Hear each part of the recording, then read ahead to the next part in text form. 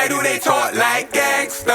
Hello and welcome to yet another week of debauchery, where we make you take a second look at what you just watched. As always, I'd like to thank you for joining me as we cover some of the craziest jamokes across the internet's comedy and podcast circuit. Welcome to Lost Ox Media. Change don't change like it used to. Who runs the roost round here? The cooch gone clear. Got the heart from the bass to the snares, but the word is what's keeping them here. Word to my peers. Word to my peers. Bring the train here. Francis Bourgeois smacking your ass up in the rear. We call it the caboose round my way. Give it up to my boys from across the pond, mate. Yeah, boys, a crazy British banger.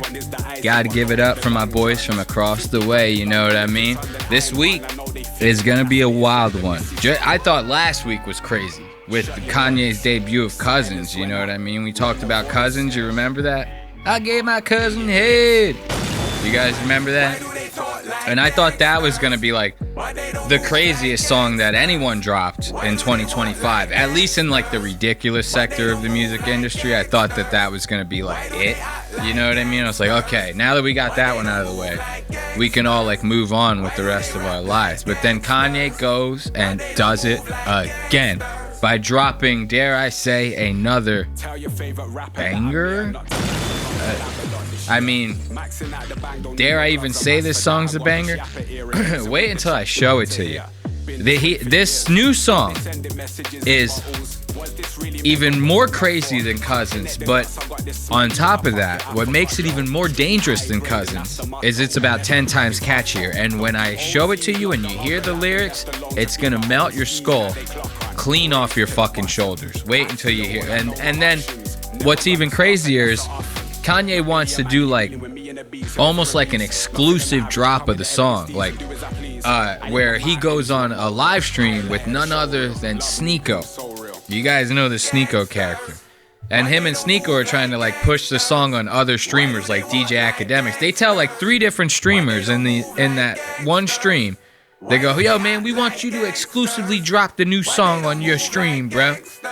You're gonna be the only one that's got it. They're sending it to everybody.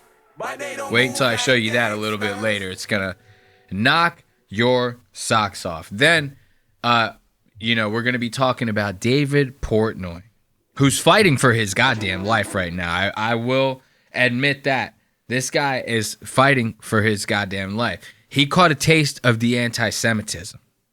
Unlike Ethan Klein, though, Dave is gonna do something about it. You know, a guy like Ethan, he gets hit with a little anti-Semitism like this, you know? And he spirals out and starts flailing and fucking calling everybody names, threatening to sue people and shit like that. Not Dave Portnoy. No. So Dave ends up, he has these barstool bars, right? That are sprinkled around the country. And he has one in Philly. And apparently at the bars, you can have like your server come up and bring your table like a sign. You could write whatever kind of saying you want on the sign to be cheeky, funny, whatever it is. So a group of assholes decided to go in there, and their sign said, fuck the Jews. It said, fuck the Jews, man. And the servers apparently had no problem writing that sign up and giving it to those boys to put on their table. Well, once Dave caught wind of this, he lost his goddamn mind. But, you know, unlike a guy like Ethan, who would just bitch about it for like a year, make himself seem like a huge victim, and that's it, Dave wants to do something about it. So Dave is sending the boys to Auchswitz. Yes, you heard me correct. When Dave experiences anti-Semitism, he hunts down the perps and he sends them motherfuckers to Auchswitz, baby.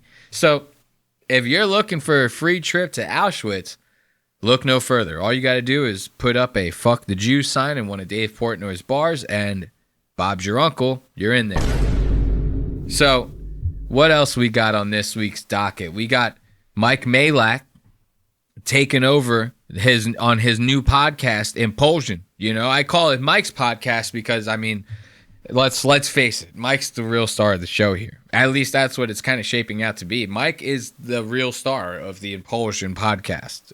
Logan will eventually keep doing his WWE shit, and Mike will take it over and drive it straight into the goddamn ground, just like he practically did with this Tom Brady interview. Wait until the stupid-ass questions coming out of Mike's mouth. Wait until you see how they hit Tom Brady. It's like fucking shocks him, this guy. Mike Majlak, dude. Get this guy out of my goddamn face. We got all that and more coming up later on Lost Ox Media. But I wanted to start this episode out with my man Francis Bourgeois. You know what I mean? You know, my good old buddy Francis. Now, this video that we're about to dive into, this is actually a listener submission. This is a good old listener submission by probably my favorite listener, Austin Volner 3101. You know, this guy is practically responsible for this entire production. This guy, he supports the show in a way that nobody else supports. You know what I mean? He paid for all this shit. This guy bought so much merch, it paid for all of this. The whole move, everything is all thanks to him. Austin, if you're listening, I greatly appreciate it. You know, $50,000 for all of this?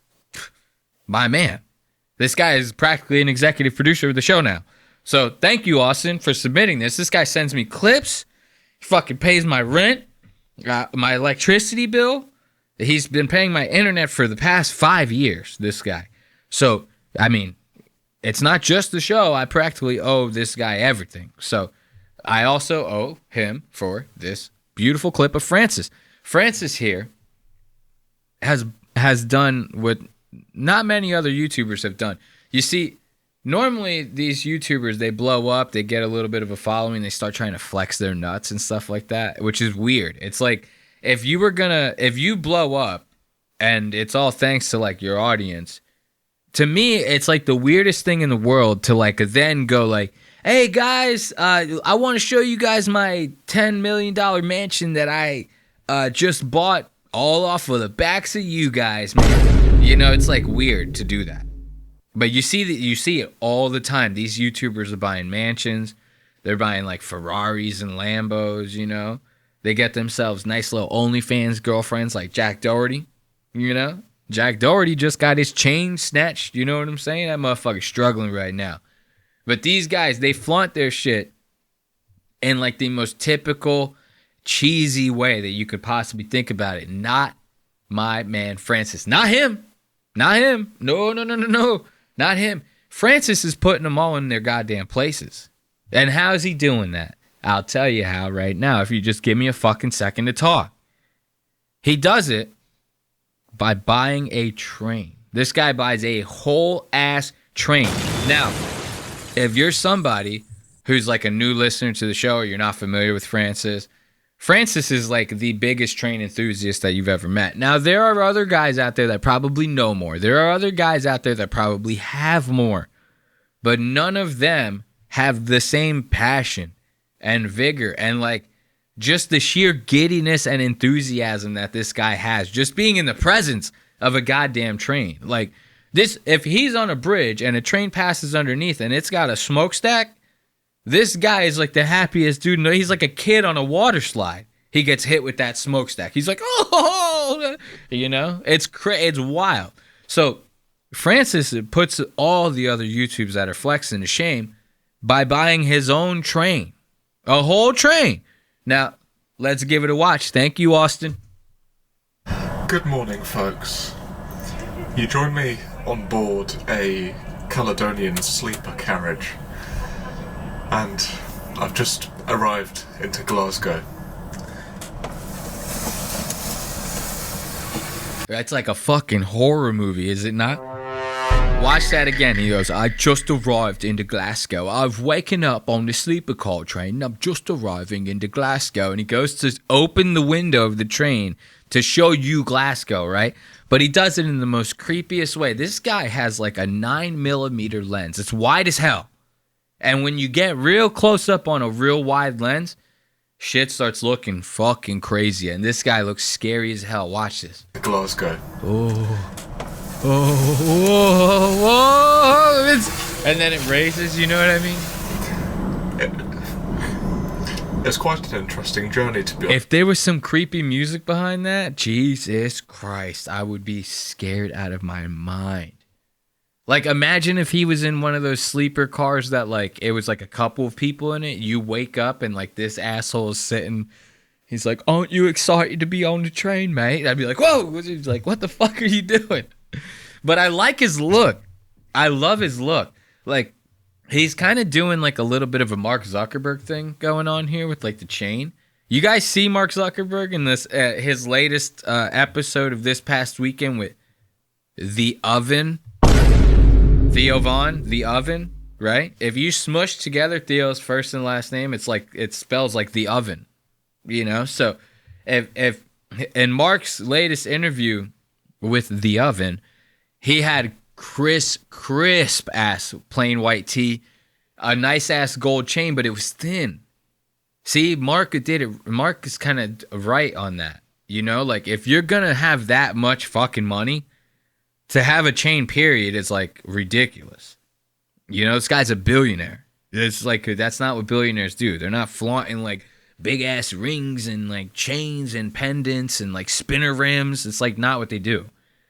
But if you were gonna have a chain as a billionaire, having a thin one like Mark Zuckerberg had on in that episode would be the way to do it. Then he had these thick, nerdy, stupid ass fucking Ray-Bans on, which I happen to wear every single episode. These are actually a pair of Meta Ray-Bans right here. They got the cameras on them and stuff, the thick old daddy legs on them, you know, keep them nice and snug on your head. I actually love these things, I'm not gonna lie. As much as I like to talk shit about the Zuck, you know, cuck, the Zuck, the cuck, you know, as much as I like to talk shit about them, I love these glasses. I always have loved these glasses since the day I was born. Now watch, Francis over here, scary as hell, loving the look. And then he's got, check this out. Look at that. Let's go a couple frames over. See if we could get a better one. Look at his earring. There it is. See that earring right there? And look at the evil. He's so evil, Francis. Oh my God. See, this is what I'm talking about. This is scary, dude. Don't let that, all this nice shit. I'm nice on the train, mate. I love me train so much, mate. Don't let him fool you with that. This guy will tie up a woman, have her in the trunk of a goddamn car, and sink that goddamn car to the bottom of a lake so goddamn fast, dude. And then with that earring in there too, like that's scary. And this is funny. I grew up in the 90s. I'm an 89 baby, you know, so I'm not an 80s baby. I'm a 90s baby. And in the 90s, you had the earring on the left-hand side. That meant you were straight. You had straight. It meant you were straight, not stray. Stray sounds a little weird.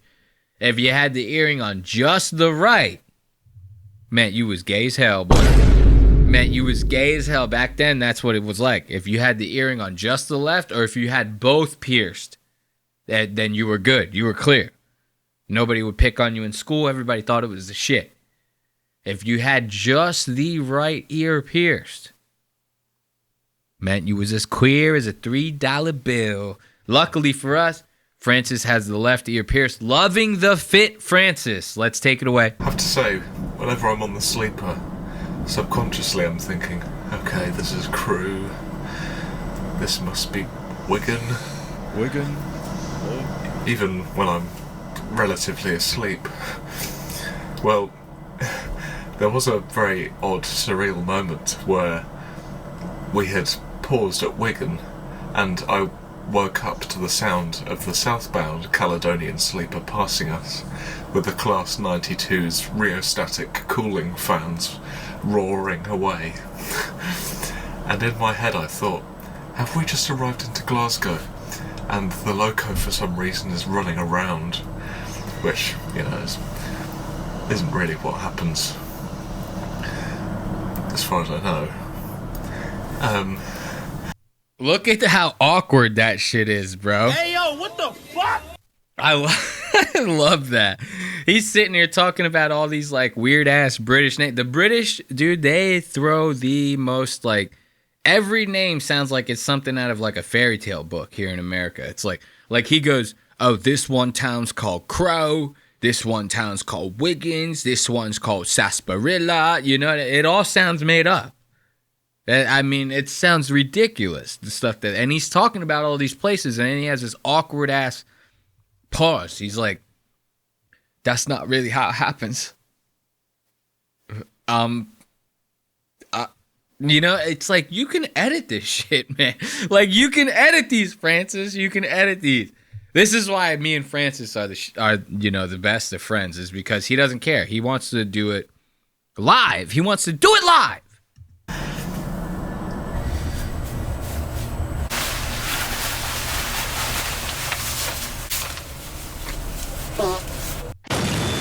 What the fuck was that?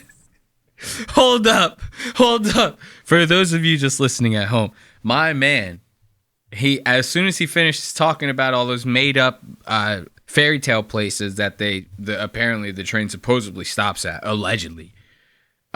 He's talking about all these places. Now he cuts to like a little montage of him, preparing to get off the train. He's getting dressed. He's putting his jacket on. He puts his scarf on, because in Britain everybody wears a scarf, because it's like, it's always raining over there or something like that. I don't know. And then he goes to put on his hat. Now the hat, I don't know if he's got like a whoopee cushion in the hat or what. I think my man might have farted. Watch this. Let's zoom out a little bit. Watch the montage. Listen for the fart.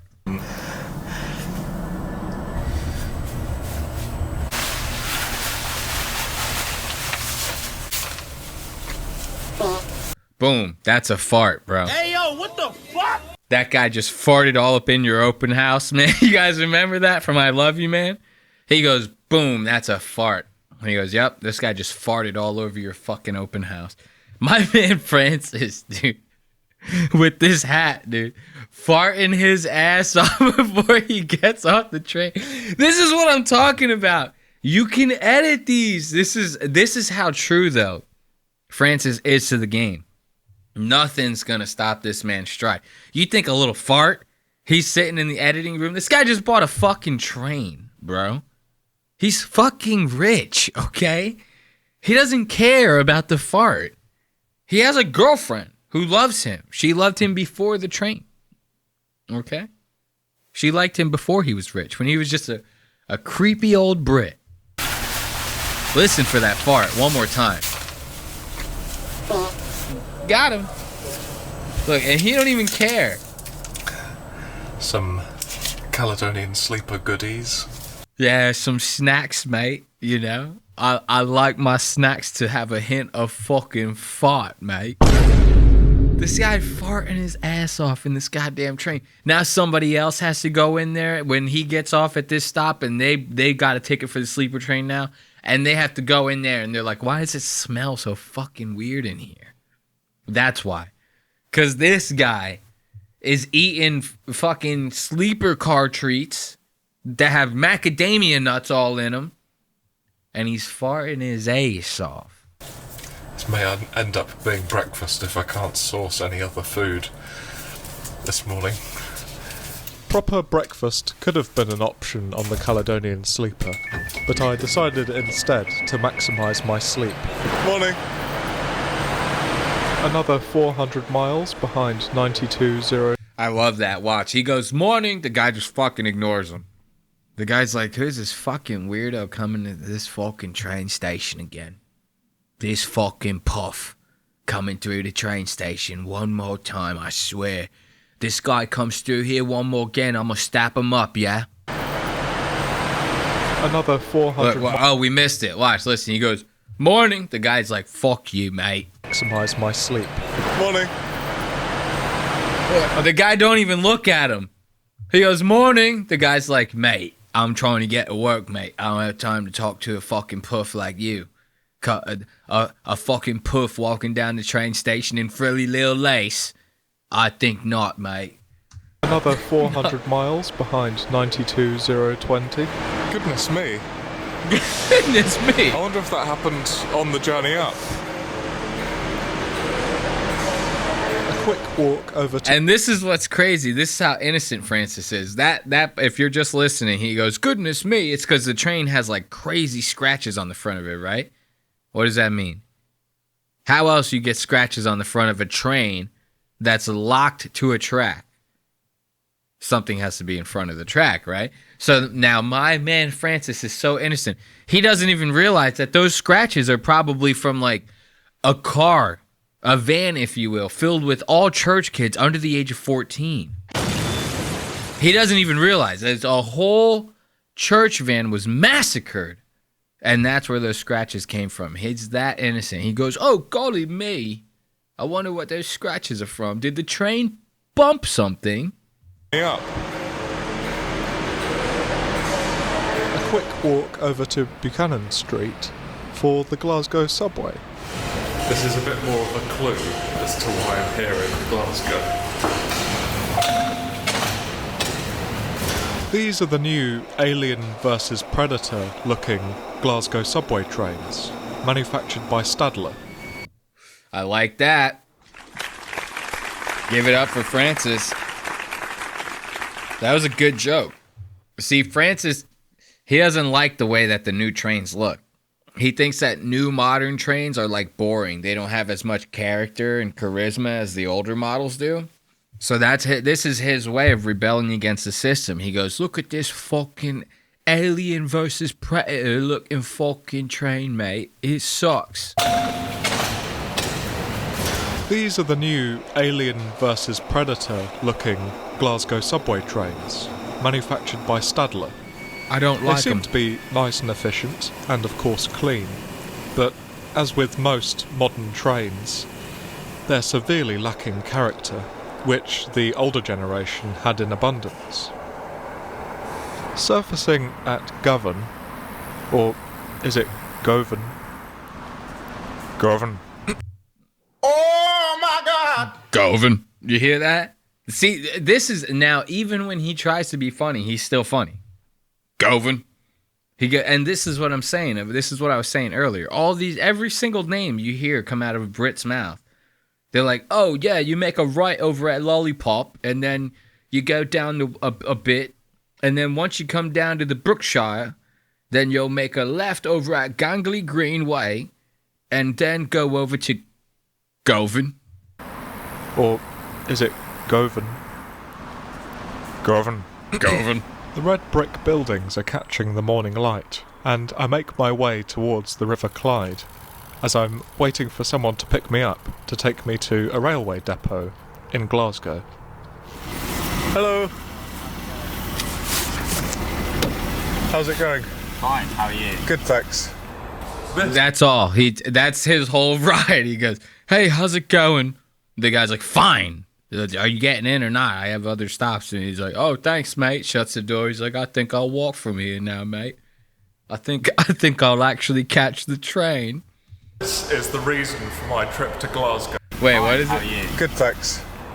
This is the reason for my trip to Glasgow. I've bought a Glasgow subway power car. This is power car 107, and it will actually be the last power car on Glasgow subway metals, as it's the last one to be taken away from the depot. Look at that. Isn't that nice? Look at how excited he is. Look at his face. You'll never see a man more excited than this man right here.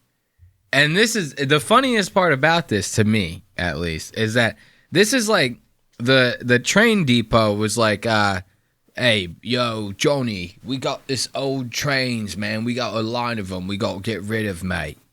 What you suggest we do with these? He's like, oh, man, we going to sell them for like a third of the price, mate. Maybe even a quarter. And they're all filled with piss. We sell them as is, mate. We sell them as is. Nobody knows the difference. They got to clean them themselves, mate. No repairs on them. No nothing. So they sold this guy a fucking train filled with piss, filled with everyone's farts and whatever else somebody got stabbed on it a couple times, because in Britain, they don't do guns. Everybody over there is stabbing each other. They're all like Puerto Ricans or something like that. So it's like everyone over there stabbing the fuck out of each other. The train is filled with blood and guts and piss and all sorts of bodily fluids. And they sell it to you as is, mate. And this guy is so excited. Look at him. Look at him. I'm so excited for my train, mate. I'm about to be in tears, mate. Even when he's excited, he sounds like he's about to fall asleep. Look at him.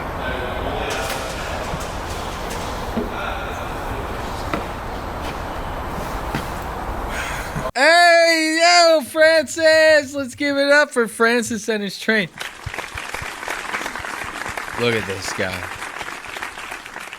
This almost makes me jealous seeing this because, like, you think about I think about how many times I played with toy trains when I was a kid. This guy owns a train now. This guy's a fucking man. Inside, the driver's desk is so satisfying. A retro 1980s backlit instrument cluster and nice rubber-sealed buttons seemed to function perfectly well in 2024, as it did in 1980. The power cars are being shunted around by the resident Let the autofocus fuck up the whole shot. Don't take a second. And I couldn't resist some rare haulage. Just to be clear, I'm not driving here. I'm still experiencing rare shunter haulage. This is extremely... I love that. You know, just to be clear, I'm not the one driving, mate. In case you was wondering. I know you think that I'm such a train expert that they would let me inside the depot and just let me drive any train model I want. I know you would think that, mate. But that's not quite the situation here. I'm experiencing rare shunter haulage. I don't even know what this guy is saying, dude. He talks about this rare shunter haulage or whatever the fuck it's called. And like we're all supposed to understand what that means. It's like normally in these types of videos, they like throw something on the screen where it's like, it'll say rare shunter haulage is this, or like while he's in the middle of like his voiceover, the screen will cut over to like maybe an infographic or something like that. Like we usually get explanations for this kind of stuff. You can't just talk about, for instance, mate, I'm sitting on the train, I'm experiencing rare shunter haulage. You say the shit like it's sweet, like we're supposed to know. I have no idea what that is. Resident Clayton battery locomotive. Listen to it. And I couldn't resist some rare haulage. Some rare haulage. Just to be clear, I'm not driving here. I'm still experiencing rare shunter haulage. This is extremely rare shunter haulage on the Glasgow subway network. What is the rare shunter haulage? Where is it? Like I'm being dead serious right now. I'm trying not to get too passionate about this, but with the conflation. But I'm being serious. Where is the shunter haulage? What is it? Like he's saying it like we're supposed to know what it is. And then this guy, like, he's filming this on like his iPhone or something. And it's overexposed as a motherfucker. We cannot see what you have going on here, man.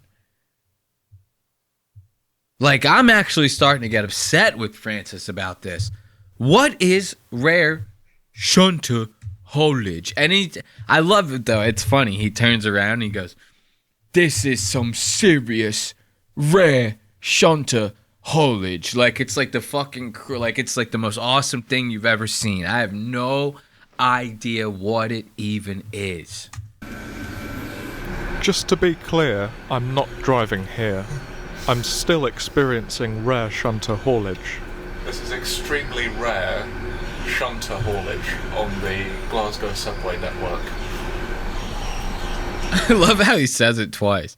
He goes, I'm not driving, I'm experiencing rare shunter haulage. And then he cuts over and goes, this is extremely rare shunter haulage, right? It feels so bizarre to be sitting in a train that I can call my own now. This was only in service a couple of months ago and would have otherwise have been totally scrapped, ripped to shreds, never to be seen again. And I'm just happy that I'm able to save it. It's nice to be getting hands-on with Power Car 107. In this case, learning how to manually open the doors. After having removed this seat,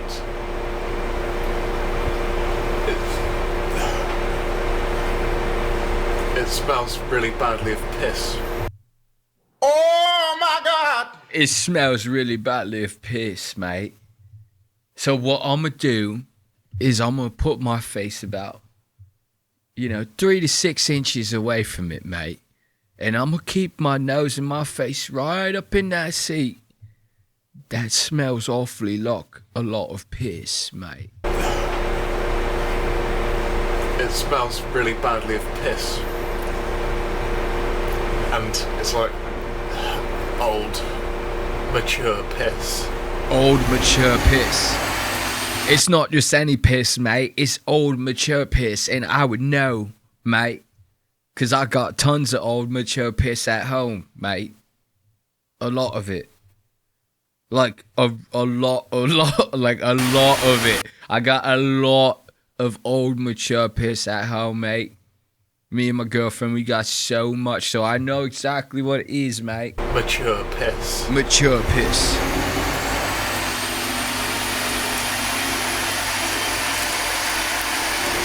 So, my power car 107, is the next one up. And it'll be the second to last power car on Glasgow subway metals. I initially thought that it would be the last, but it's now the second to last. I feel a little bit nervous now. It's like it's my baby. It's his Sure, it'll be baby. absolutely fine, of course. The train is his baby, dude. This is amazing. And just like that, power car 107 is on the... And you have all these other Brits around here, all these actual fucking kidney bean eating fucking scallywags all over here. Getting real jolly. They're getting real jolly. These are real men.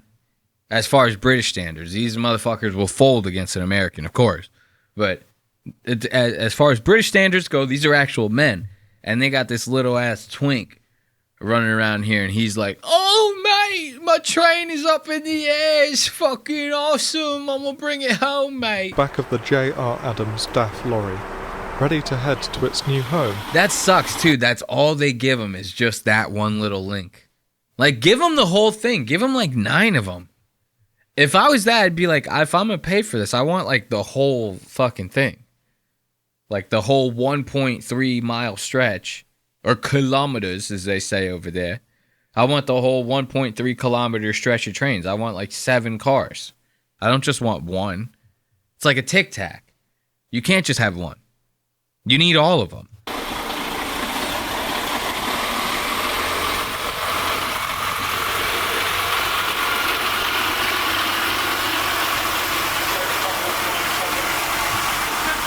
Look at this guy back here.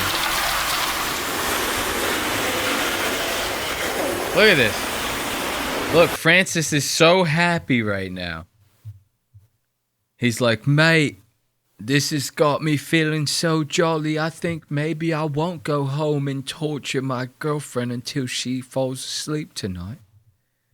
I think maybe I might spare her the embarrassment, the torment, and all the pain that I would normally inflict on her on a daily basis.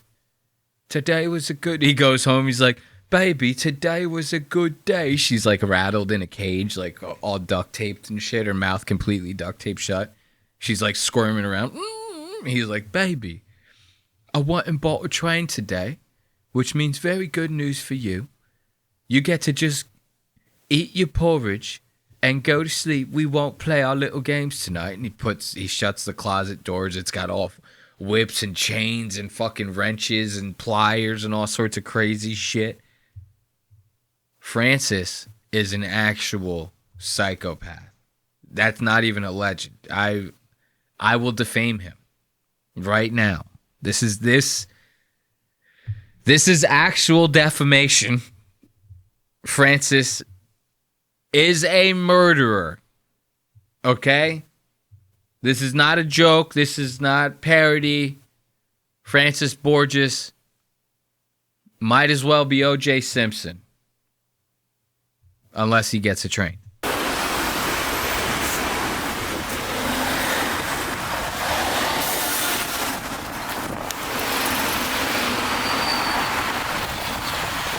Look at him. He's so happy about this train. That's it. I'm officially Watch a him. rolling stock owner. And I hope that it marks the start of, hopefully, more rolling stock saving from scrapyard situations. Watch him. Oh, shit! Hey, yo! Hey, yo, what the fuck? Look at his face. Look at how embarrassed he is. Oh no, mate. I almost ate shit on the goddamn sidewalk, mate. They would have been scraping me up like a pile of beans, mate.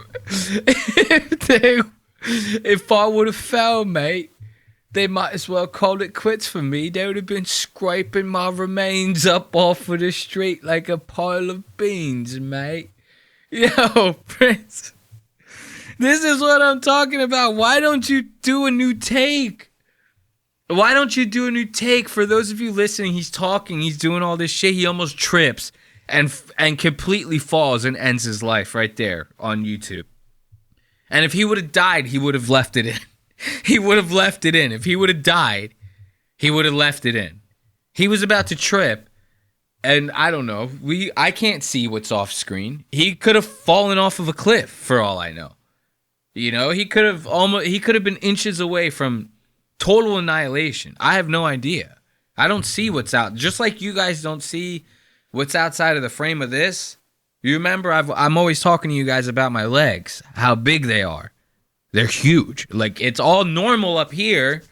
This is all normal. Underneath this table, I have honey boo-boo legs. Okay? It's a lot going on down there. And you don't see it. So I don't know what this guy... He could have tripped and fallen into a black hole, and we would have never fucking heard of him again. I have no idea. But he just leaves it in. It's like, why not just redo the take? If that was me and I did that, I would have called the train guys and been like, turn the train around and bring it back to the depot. We're starting the entire video over again. I'm doing the entire video over again. Bring it back. We're putting it back on the crane. We're bringing it back into the yard. I'm going to pretend to drive it again. I'm going to take up your whole entire day off of this. If that was me, I tripped like that. I would start the entire video from scratch. This guy leaves it in. And this is why we love him. Watch this one more time. We can end this. Marks the start of, hopefully, more rolling stock saving from scrapyard situations. Oh, mate. Need to remember I'm wearing heavy steel toe caps. Look, and that's what he says. Oh, I just remembered. I'm wearing heavy steel toe caps, mate. Give it up for Francis. Look at that guy. Look at him, dude. I forgot I'm wearing steel toe caps, mate. So I completely lose my hand-eye coordination as soon as I put on those steel toe caps, mate. It's like when you put socks on a kitten. They completely lose their way, mate. And that's what I've done. I've lost my way. Just give it up for Francis. Good old Francis Bourgeois, man. That's a good way to start this episode. It's a little slow. It's dry. The British humor's dry. It's like Dwight from The Office. You know what I mean? Like, I never really dawned on me until actually kind of right now. That, like, Francis, he looks just like Dwight from The Office. The British version of The Office. The one with Ricky Gervais, or whatever his fucking name is. You know which guy I'm talking about. So now let's move it on to something a little wilder, if you will. You know, you guys remember, we talked about Cousins last week. Cousins was a little bit of a bop, you know. It's not really what I'd like to be stuck in my head, but I'll take it. You know, if I'm going to have something stuck in my head, let it be Kanye or let it be nothing. You know, that's what I always say. So, had Cousins stuck in my head for about a week and a half. I'm finally getting over it, you know. Just letting out the last little bits of I gave my cousin head while I'm walking down the grocery aisle. You know how crazy it is to have people stare at you like that? You're waiting in line, buying your bits, as they say in Britain. You know, that's what Francis Bourgeois was saying. I was in the line at the grocery store buying my bits for the week. And then all of a sudden I started singing this song. It got stuck in my head. I heard it earlier from a very lovely artist by the name of Ye. The song went a little like this. I gave my cousin head. I gave my cousin head. You know, and you're singing that in line at the grocery store. That's insanity. And you think it can't get any worse. You think like that's going to be the end of the ridiculousness with Rob Dyrdek. It's not. It's never going to be. Not with a guy like Ye. I'll tell you, Ye is going to finish when they finish him off, okay? That's the way it's going to be. If you're not going to silence this man until you kill him. That's at least how I feel like it's going to happen, because he is coming out with another, like I said earlier, banger.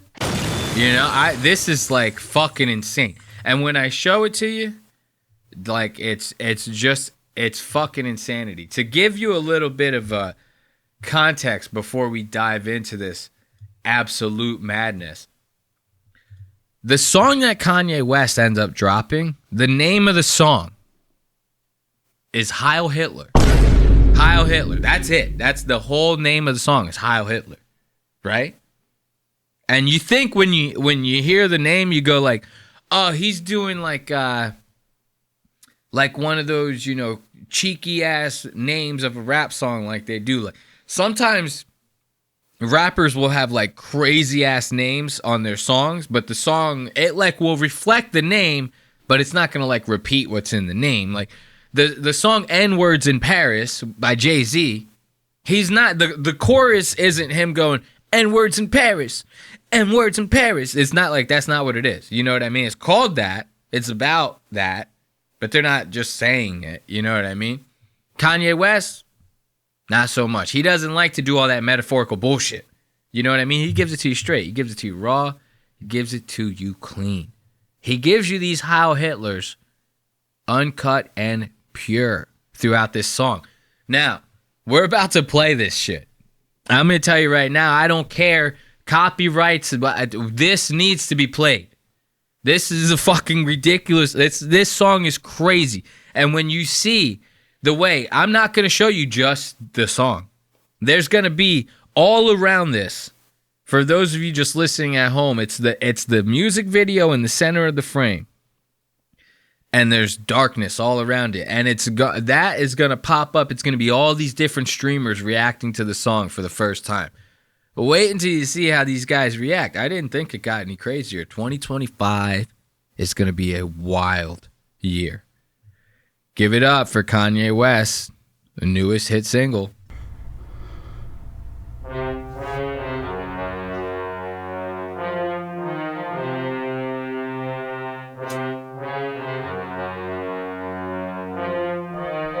Let's see what we get. Look at it. Look at that guy right there. I got so much anger in me, got no way to take it out. Think I'm stuck in a matrix when I flush my nitrous. Yes, I am a cook. I like when people fuck on my bitch. The shit that I'm posting on Twitter, they telling me, hey, don't say that. How niggas can't see me in public, I'm driving an all-chrome Maybach. With all of the money and fame, I still can't get my kids back. With all of the Video money direction's I still pretty don't tall. get to see my children. Niggas see my Twitter, but they don't see how I be feeling. So I became a Nazi, yeah, bitch, I'm the villain. Now, hold up.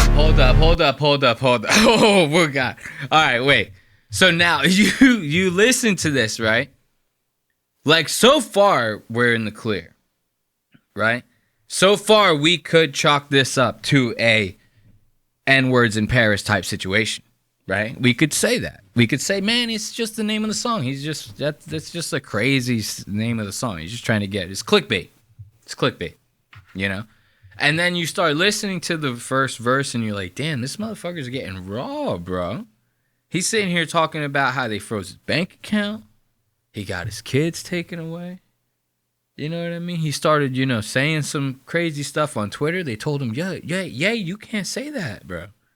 You can't say that. That's fucking crazy. He starts getting real.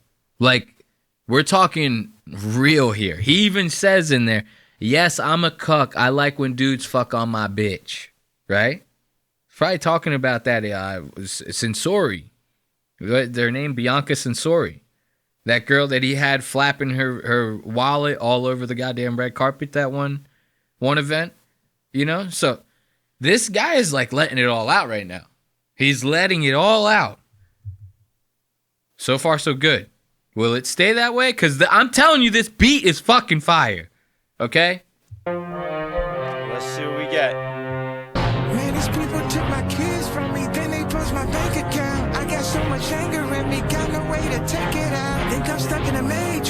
When I flex my nitrous, yes, I am a cook. Look. I like when people fuck on my bitch. Shit that I'm posting on Twitter, they telling me, hey, don't say that. How niggas can't see me in public, I'm driving an all-chrome Maybach. With all of the money and fame, I still can't get my kids back. With all of the Video money and fame, I direction's still pretty don't tall. get to see my children. Niggas see my Twitter, but they don't see how I love that. That one white dude's like, the video direction so far is pretty tough, bro. It's pretty damn tough. Hold up. We're not through yet. And this dude, this guy over here loving this shit. Watch it. I be feeling. So I became a Nazi, yeah, bitch, I'm the villain.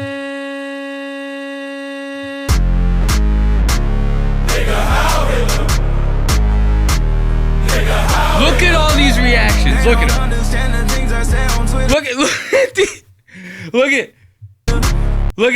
Look at academics. Look at academics. Watch them. Watch how, dude, as soon as they go, Heil Hitler, academics, he's breaking his fucking neck. He's like, oh shit, they said, oh, watch him. I'm the villain. Watch act. Go ahead, act. Watch him, he starts getting, oh yeah, he go, yeah, this shit tough as fuck. They don't understand the things I say on Twitter. What was that? Look at this reaction. All these Heil Hitlers, bro. All these Heil Hitlers. Look at this. Look at my man over here. He's going, oh shit, he said that. He said Heil Hitler. They don't understand the things I say on Twitter. They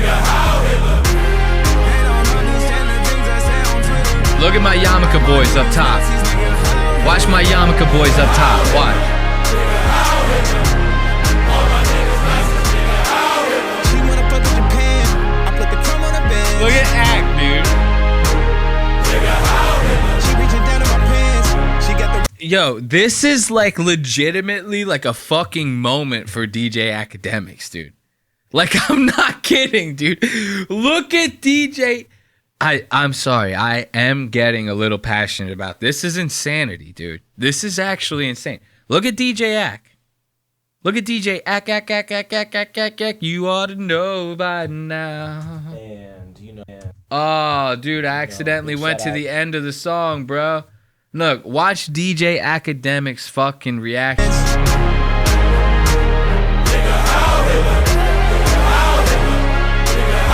Come on, where is it? We went too far. Watch, look, right there. Dude, watch. This is gonna be like an actual moment for DJ Academics. Watch. Look at him.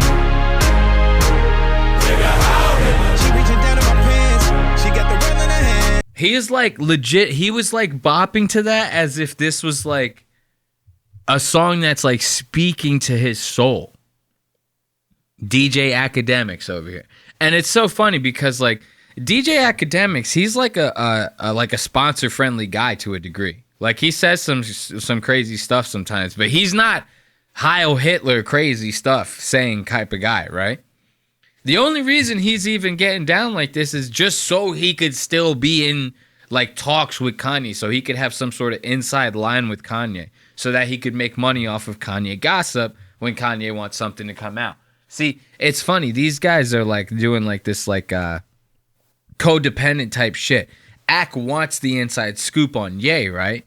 And then the more that Ye does shit like this, the more people are not going to be willing to like be a megaphone for him when he has stuff to promote.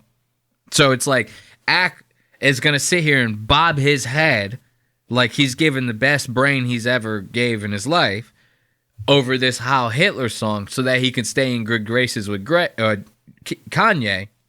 And Kanye is going to, you know, basically do whatever to stay on Ack's good side so that he could have somebody, you know, distribute his Heil Hitler raps. You know what I mean? This is good shit. She reaching down in my pants. She got the rim in her hands. Look at this asshole. This guy right here. I know we're pausing it. Alive. If you want the real uncut, you know what I mean. Go to the Patreon. It's www.patreon.lemonparty.com, man. Over there, we got live episodes, and you can hear me talk about how Gal Gadot deserves to die. But yeah, this guy's reaction the first time he heard that Heil Hitler, he was like, whoa, like you could see it on his face. He was like, oh shit, what the fuck is this all about? Like, what's happening here? And now you look at him, watch. I'll show you. Look at his reaction, like right around here. Let's see. Telling me, hey, don't say that. How niggas can't send my kids back. Video done. Look, watch. Look at his reaction here.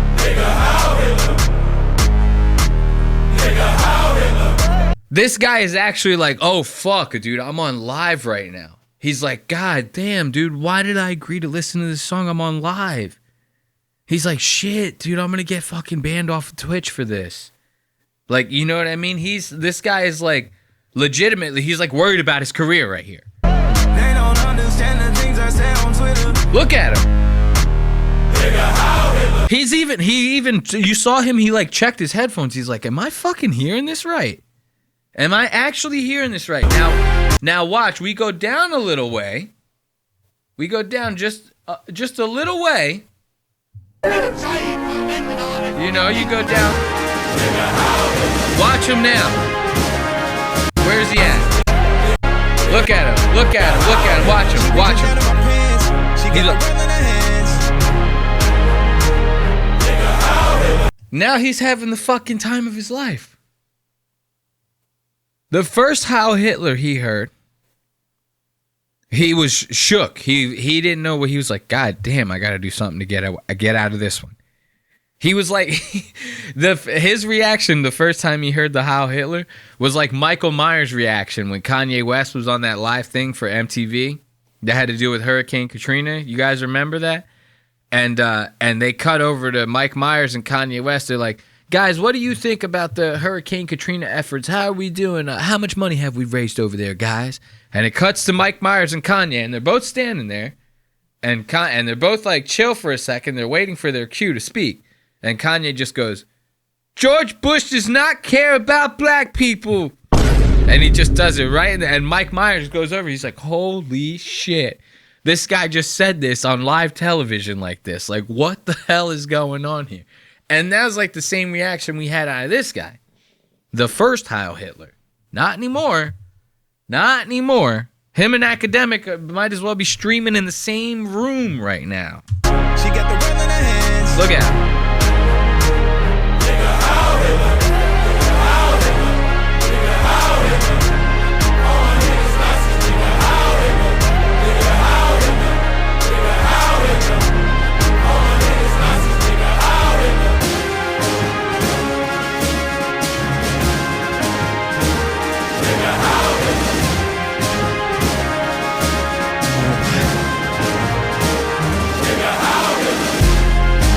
What is even happening right now, bro? What is even happening? This is like insanity. This is insane. I know it's you know what's funny is I'm sitting here on this show and I'm making jokes and I'm like, anti-Semitism, like nobody's even doing it in real life. You know, I'm sitting here last episode, I'm like, yeah, Ethan's bitching about it, but like no one's even doing it in real life. This whole episode is about anti-Semitism. The whole thing. Even the trains. Francis Bourgeois, he bought the train. You know where he's bringing that thing? Auchswitz. Him and Dave Portnoy and the boys are going to be driving that thing around Auschwitz so that they can all learn lessons about the Holocaust and World War II. You know? And now Kanye West, he drops this. This song is like, it's that powerful. It's that powerful. Look at this. The one guy thought he was about to lose his whole livelihood off of this song. He's bopping his ass off towards the end. Every single one of these guys. The Yarmulke boys up top. Look at my little Yarmulke boys up top. Them little cone head looking ass motherfuckers. You know? The boys are back in town off of this goddamn song right now. And I'm telling you, the world is not going to be the same after this. Like, now it's like we're going to be living in a post Heil Hitler world like Heil Hitler by Ye world. You know what I mean? Like, as much as you want to deny it, as much as I hate to admit it, that's what it is. Like, now we are in a world where probably the catchiest song that you're going to hear all 2025, you know what I mean, is Heil Hitler. The N-word plus Heil Hitler. Those three words is like the catchiest thing that you've heard all year long. Not Like Us. Who cares about Not Like Us anymore? Who cares about not? The second that Kanye West started rapping about sucking his cousin's fucking tiny underaged wiener, the world stopped caring about Not Like Us, because Kanye was like a pedophile. Like, he was like kind of, right? Can you even call him that? He was underage, right? He was underage, and he was sucking his cousin's dick, who was also underage, but he was older. See, that's where it gets a little tricky. Kanye was older. So if Kanye sucked his cousin's dick when he was 14, and his cousin's like 9 years younger than him, then his cousin was like 5, that's a pedophile if I've ever heard one. And Ethan Klein. I'd be a pedophile for 20 million. So, and Kanye's definitely got 20 million. You know what I mean? This is wild, dude. Listen to the rest of this. You thought it was bad? It gets crazier.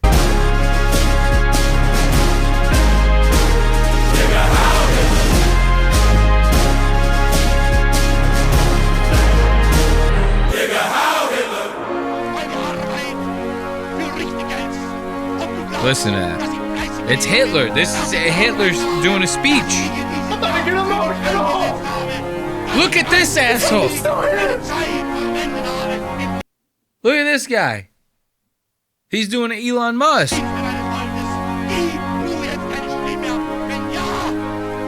Watch all of these streamers' reactions after this.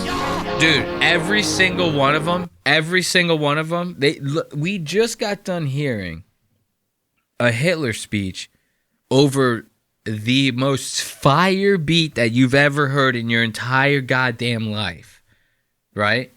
Like, that beat will literally melt the paint off your walls. And now we got Hitler basically dropping a freestyle over it.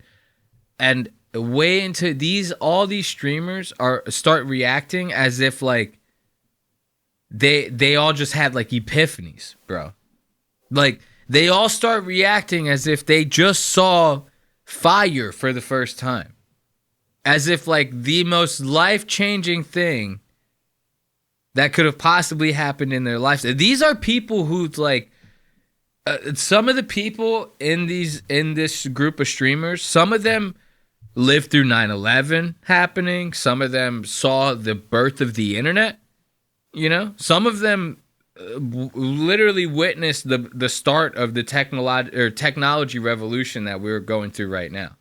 You know, you don't have to be crazy old to have been through all of that stuff. And every single one of them, DJ Ack included, are all acting like this is like the most monumental moment of their lifetimes. Watch them. Yo, clap it up. The Yarmulke boys. Clap it up. Holy shit. Yeah, W fucking song, W production, W film. This is going #1. Yo, those Yarmulke, those guys are like, I don't know nothing about those guys. Are they actual Jews? These guys are like straight up Brooklyn Jews. Look at these guys. Yo, W song, W production, W's in the chat, W for the Jews. W song, W production, W film. This is going #1. This song is about to disrupt the world, bro. You know, we all want Cook. We all need Cook. Shout out Ye. Can't fuck him for taking his kids. Let a man see his kids, bro. We love you, Ye. You're not crazy. Again, man, one of the greatest musicians of our time. DJ Yak, again, man, one of the greatest musicians of our time, man, dropping that Heil Hitler beat one last time for y'all. As a matter of fact, we about to play that shit on the rewind, if you don't mind, one more time, you know? Get put in jail. Even speaking on you, honestly, right now. But since I've got this opportunity now, I'm just gonna take the bullet for all of us and speak for all of us and tell you how I've not in my lifetime not experienced love like this to my whole people. I will say I do like it more than the second half of Dark Twisted Fantasy, though. I'll be honest. They froze his bank account. Yo, this motherfucker's sweet as hell, bro. He's like, I gotta say, I mean, I like it better than like the first half of the fucking, the Sisterhood of the Traveling Pants. You know, it was definitely better than the first half of the Sisterhood of the Traveling Pants, my dude. Now, they took his kids away from him. That was Heil Hitler. And, big shout out to everyone involved. My man said the shit like he was involved in the production. That's actual insanity. I guess give it up for Kanye. I'm telling you though, look, when you get a chance, go on YouTube and just look up just the instrumental version. It'll change your life. The instrumental version might do some things to you, if you know what I mean. I'm telling you, this is insanity. Like, I'm all for Kanye doing whatever Kanye wants to do. And here's the thing, though. This is something that maybe might not be a popular take here. But let's look at this song, right? Through like a wider lens a little bit. Like, this isn't a 50 mil shot here. It's like a wider shot that we need to look at this at a wider angle here. Like I said earlier, the first half of that song, this guy was talking about like a lot of like real shit that's been happening to him lately. He's like, oh, my kids got taken away. They froze my bank account. I'm going crazy. Hold up. Damn. I'm getting tired of all this Heil Hitler, man. It really drains you. You get enough of those Heil Hitlers in you and like it'll fucking drain the hell out of you. Make you tired. It's exhausting. Having that much hate for the Jews gets exhausting. So, he's sitting there talking about real stuff. They took his kids. They froze his bank account. They're saying that they're trying to censor him. He's getting dropped from Balenciaga. All this crazy stuff. And then I talked about the cuck line too. It's like, whoa, dude. All right. Now, you're not just going to rap that. You're not just going to rap talking about sucking your cousin's dick and stuff like that. If you're not coming from like some sort of like real place when you're singing from that, right? So it's like pretty clear listening to the first half of this song that this guy is like hurting. Like legitimately, he's like a grown man going through like a very big problem in his mind. Whether it's him going crazy, whether he's depressed, whatever, he's off his meds, I don't know. But it's clear, you listen to the first part of this song, and then the beat that he put it behind, it's very epic. It's very like, it's full, you know what I mean? And it's like, it's meant to like invoke something in you when you listen to it. That's why I said, go back and listen to just the instrumental. Because it's a crazy good beat. And like, the song would probably be a good song had it had a different chorus. Now, I'm not saying it's a bad song. This is the greatest song to come out of 2025. Like, if you don't think I'm going to be... let me stop myself right now. All right. So, anyway, you listen to it and you could tell, like, he's coming from, like, some sort of place of, like, hurt and emotion and stuff like that. And it almost seems like if you really, like, kind of read between the lines a little bit, it's almost like he's saying, like, I had all this stuff happen to me, and every single time that I tried to like say something about it publicly or tried to get people like on my side about it, everybody kind of just pointed the finger at me and said like, you're crazy, man. You're like a nut job. You're loco. You're just a famous lunatic like all the rest of them. And then eventually it just kind of pushed him to go like further and further on the spectrum of like ridiculousness. And I feel like this song is kind of him saying like, all right, if you guys are going to paint me out to be like such a bad guy, then I'll be like the ultimate bad guy. I'll say the thing that I know none of us are going to be cool with. I'm going to say the one thing that I know every single person out there is going to have a problem with. If you want to paint me out to be a villain, I'll show you how big of a villain I can be. And it's kind of like a ballsy move a little bit. It's like him basically going like, I know that I can get away with this type of shit. And it's basically him going, I just chose not to do it until now. You know what I mean? He said, I could have done this. I mean, after graduation, I probably had the power to do this type of shit. You know what I mean? He's like, I really was making moves once that graduation hit. So don't act like I wasn't hot and like everyone was on my goddamn shit. Oh, you think that Yeezy and Balenciaga deals, those go south? You don't think I got it still? Dude, this guy went right after those deals broke, and he said all that Nazi stuff about the Jews, went from billionaire to not billionaire, now he's a billionaire again. It's like the guy obviously can't be stopped, you know? So it's almost like, are you going to keep pushing him? This guy's going to start a fucking revolution. Are you going to keep pushing him? Huh? Is that something that you want to do, the powers that be out there in the world? Is that what you want? You want Ye to get revolutionized like that? You want this motherfucker to get radical? Because this song is pretty goddamn radical. And here's the crazy part. And I call me a conspiracy theorist. You know what I mean? All you want. They're going to kill this man. They're going to kill this man.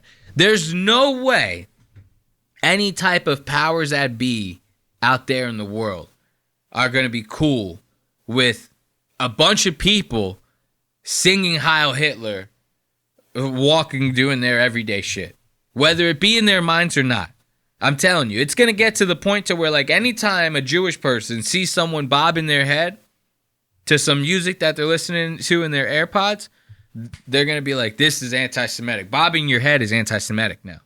Because I know for a fact that they're bopping to Heil Hitler. You know how I know? Because I, myself, the Jew, am bopping to Heil Hitler as well. It's that goddamn good. It's that goddamn good. I'm not saying the message is good. I'm saying it's a catchy tune, man. You gotta admit. Like, and you know what the crazy part about it is, too? Another PSYOP conspiracy coming from Lost Ox Media. The main parts of the chorus is N-word Heil Hitler. So Heil Hitler, that's already frowned upon. You can't say that, really. And then unless you're black, you kind of can't say the N-word either. So this guy is going to have everybody with this song stuck in their head. No one can sing it. Like 90% of people who have it stuck in their head aren't going to be able to sing it out loud. You know? Not without dealing with the consequences. So it's like, here's the question that I want you to ask yourself. Is this like a fight against censorship? Like it's funny, we're about to go into the time codes of the Sneako stream I told you about, where he wants to like drop this thing. It's where he ended up dropping the song in the first place, was during the Sneako live stream. And when we're getting into those time codes, you'll see Kanye West is kind of like, this is my fight against censorship, man. They went and they took all this stuff from me, man. They told me I couldn't say no shit. Well, guess what? I'ma say everything, motherfucker. I'ma say it all. So let's get into these time codes right here. Kanye West and Sneako, man. This shit is funny as hell, dude. We're gonna start out with Sneako out here smoking a goddamn ciggy, right? It's crazy. The stream starts, it's muted for like 30 fucking minutes straight. It's like 20 minutes of a guy playing the drums right in the microphone of the fucking goddamn camera that's streaming. So it's like all crazy muffled and it's loud as shit and you're like, what the hell is going on? To Sneako having it muted for like 35 to 45 minutes at a time because Kanye's playing the Heil Hitler song in the background and the song hasn't debuted yet. This is going to be one of the rare moments in the stream where there's actually audio, and this is going to be Sneako talking about how important this night is, how important this song is going to be once it hits the airwaves. Listen to this. Tonight's the night. Tonight's the night. Tonight's the night. It's 3 a.m. in Spain. I was just asleep editing. I literally fell asleep at the table. And you know, I found out Ye's dropping from his Twitter. Like, and he's literally in the room next to me. And I look at his ex, and he says he's dropping tonight. He didn't tell. So, see what I'm talking about? That's the shit that I'm saying with this codependent type shit.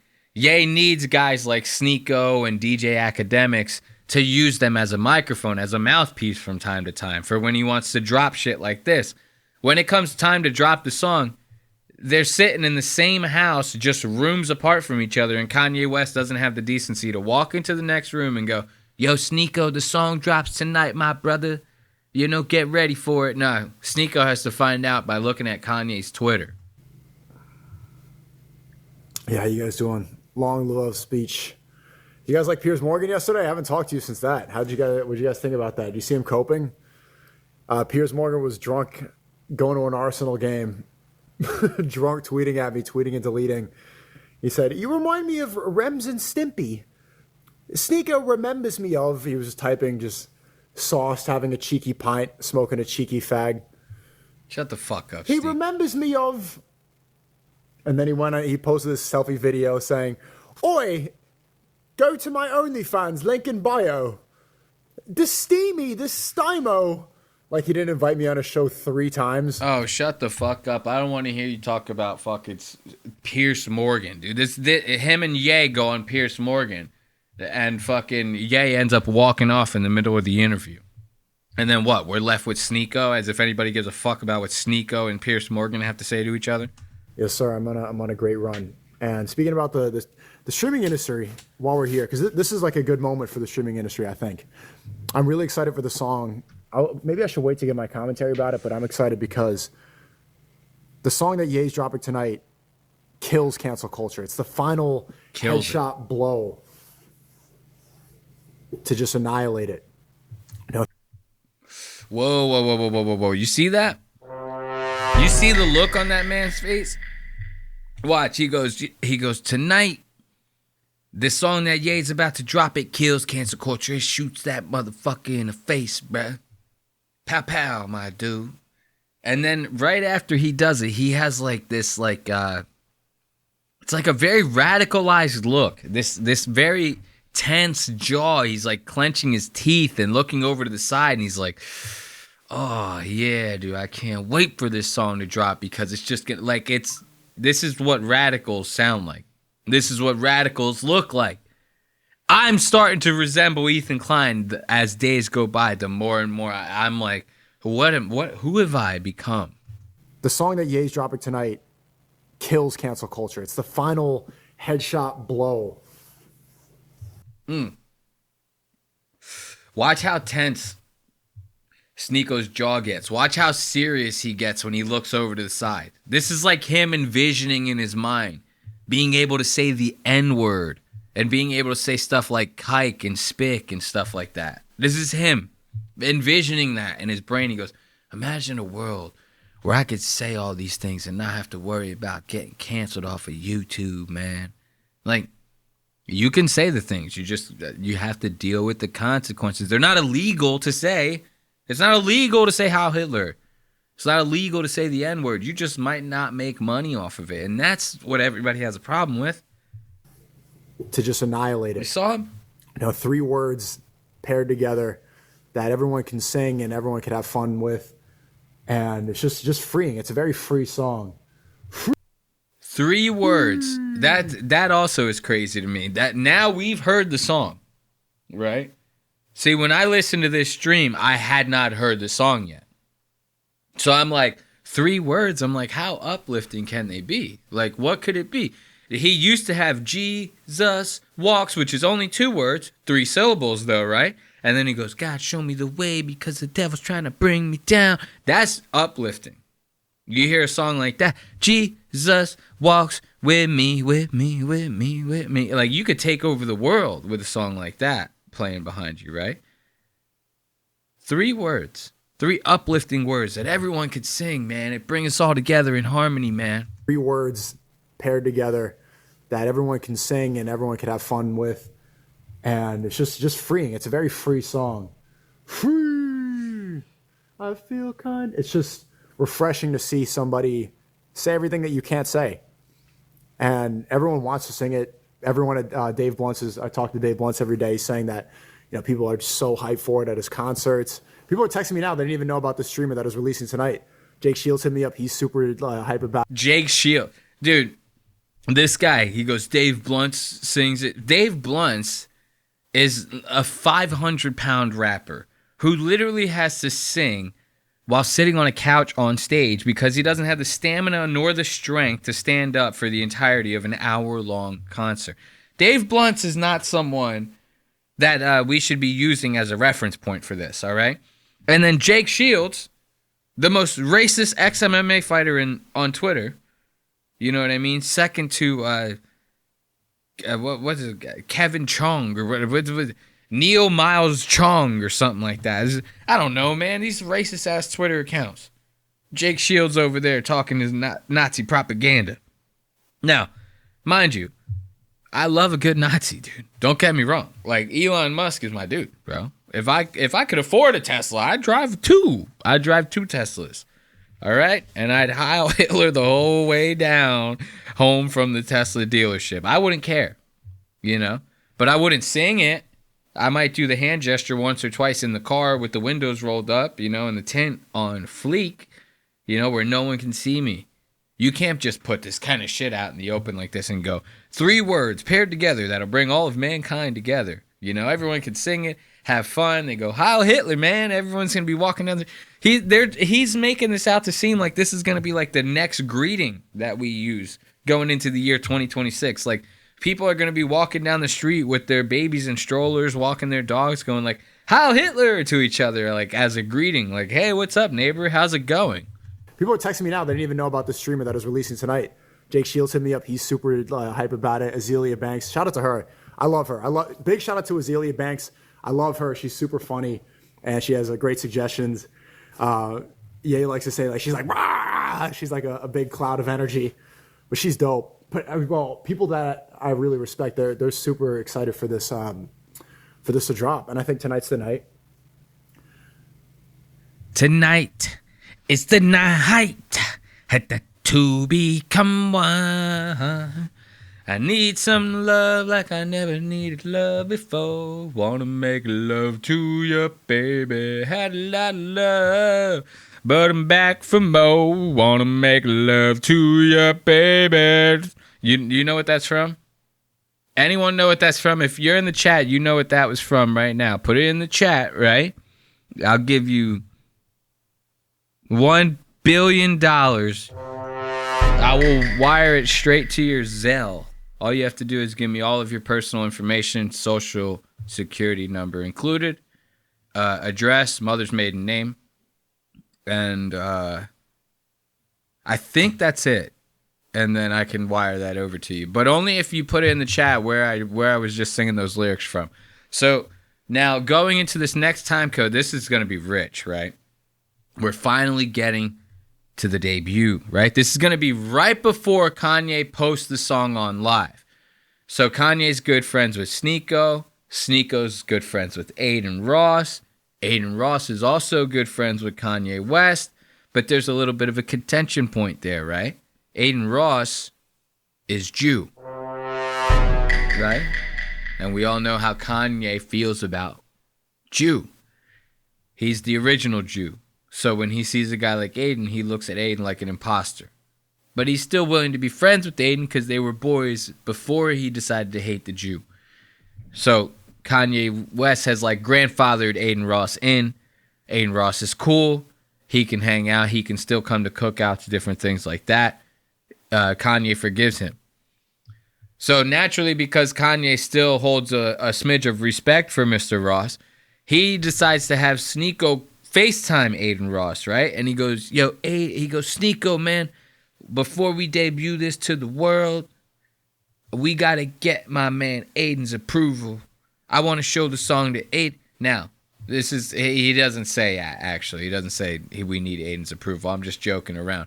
It's almost like he wants to throw this song in Aiden's face. Like he's like, hey, Jew, check this out, man. I'm about to release this to the world, and there's nothing you can do about it. Everybody's waiting, so we actually waiting for Aiden. You know what I mean? Look, even Sneako's laughing. Sneako's like, you want to show this to Aiden first? Dave, I'll talk to you soon. All right. Yeah, hang up with that fat ass motherfucker. They were just on the phone with David Blunt's. Imagine being on the phone with David Blunt's, having him breathing all in your fucking ear and shit. Chad, this is the reverse call. Usually it's the other way around. They get the call. What up, Sneak? Hey, Aiden, what's going on, man? What's up, bro? What you doing? I'm just chilling right now. I'm on stream. Just talked to Dave, and I got my friend wants to talk to you. Who you with? My Twitter do say Kanye. I gotta like fucking change. A good friend of mine wants to talk to you. Who is it? You know who it is. You know who it is. Kanye sound fucking sweet as shit since that Cousins came out, right? Now it's like I can't picture him talking without having his cousin's dick in his mouth. Like, I can't.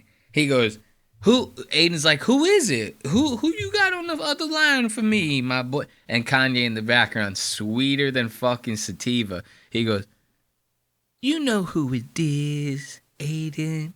You know? I'm like sugar, baby. I'm sweet as hell. You know who it is. Kanye, I gotta like fucking change. A good friend of mine wants to talk to you. Who is it? You know who it is. Hey, guys. You know who it is. Don't we do this every day, Mercy. Right. So we was gonna give the video to you to premiere it. If you dropping a song? Look at Aiden. The song, but the visual. Wait, where are you? I don't see you. Where are you? Oh, right. It's not on stream, yeah. It's not on stream. It's just you talking to Aiden. I'm not streaming at all. He's not streaming. Oh, okay. I'm watching this. Look, so Ye was sitting over in the corner. He is not wearing his fucking ski mask. This is a despicable act what he's about to do by posting this song, right? He doesn't want to face that. So he wants to wear a mask to shield himself. He's like an autistic boy. Sitting in the corner, he goes, if I wear the mask, no one could see me. I'm invisible, man. I'm like, whoa. You know what I mean? This is kind of like what he's doing. So when Sneako goes to, because Aiden's like, yo, man, I don't even know who I'm talking to. You got me just staring at like the streaming camera. And he goes, oh, okay, my bad. And he goes to points the phone over at Kanye. Kanye freaks out. He goes, whoa, I don't have my makeup on. I don't even have my mask. And he starts going, and Sneako has to tell him, he goes, yo, he goes, Aiden's not streaming, man, like, calm down. But the visual. Wait, where are you? I don't see you. Where are you? Oh, right. Look, he starts running away. You saw Sneako's eyes. Look at Sneako's eyes follow him. He runs off to the side. Where are you? Watch Sneako. He's like, fuck. Right. See him? It's not on stream, yeah. It's not on stream. It's just. He's like, he ran all the way across the room. He's not streaming. Oh, okay. I'm watching this game right now.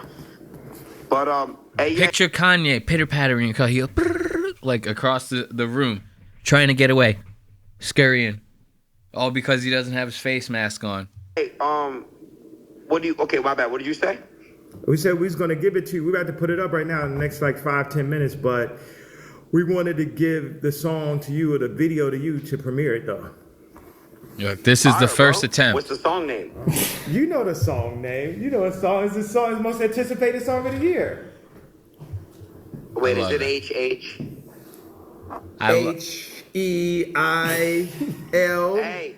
H. Come on, bro. H-I.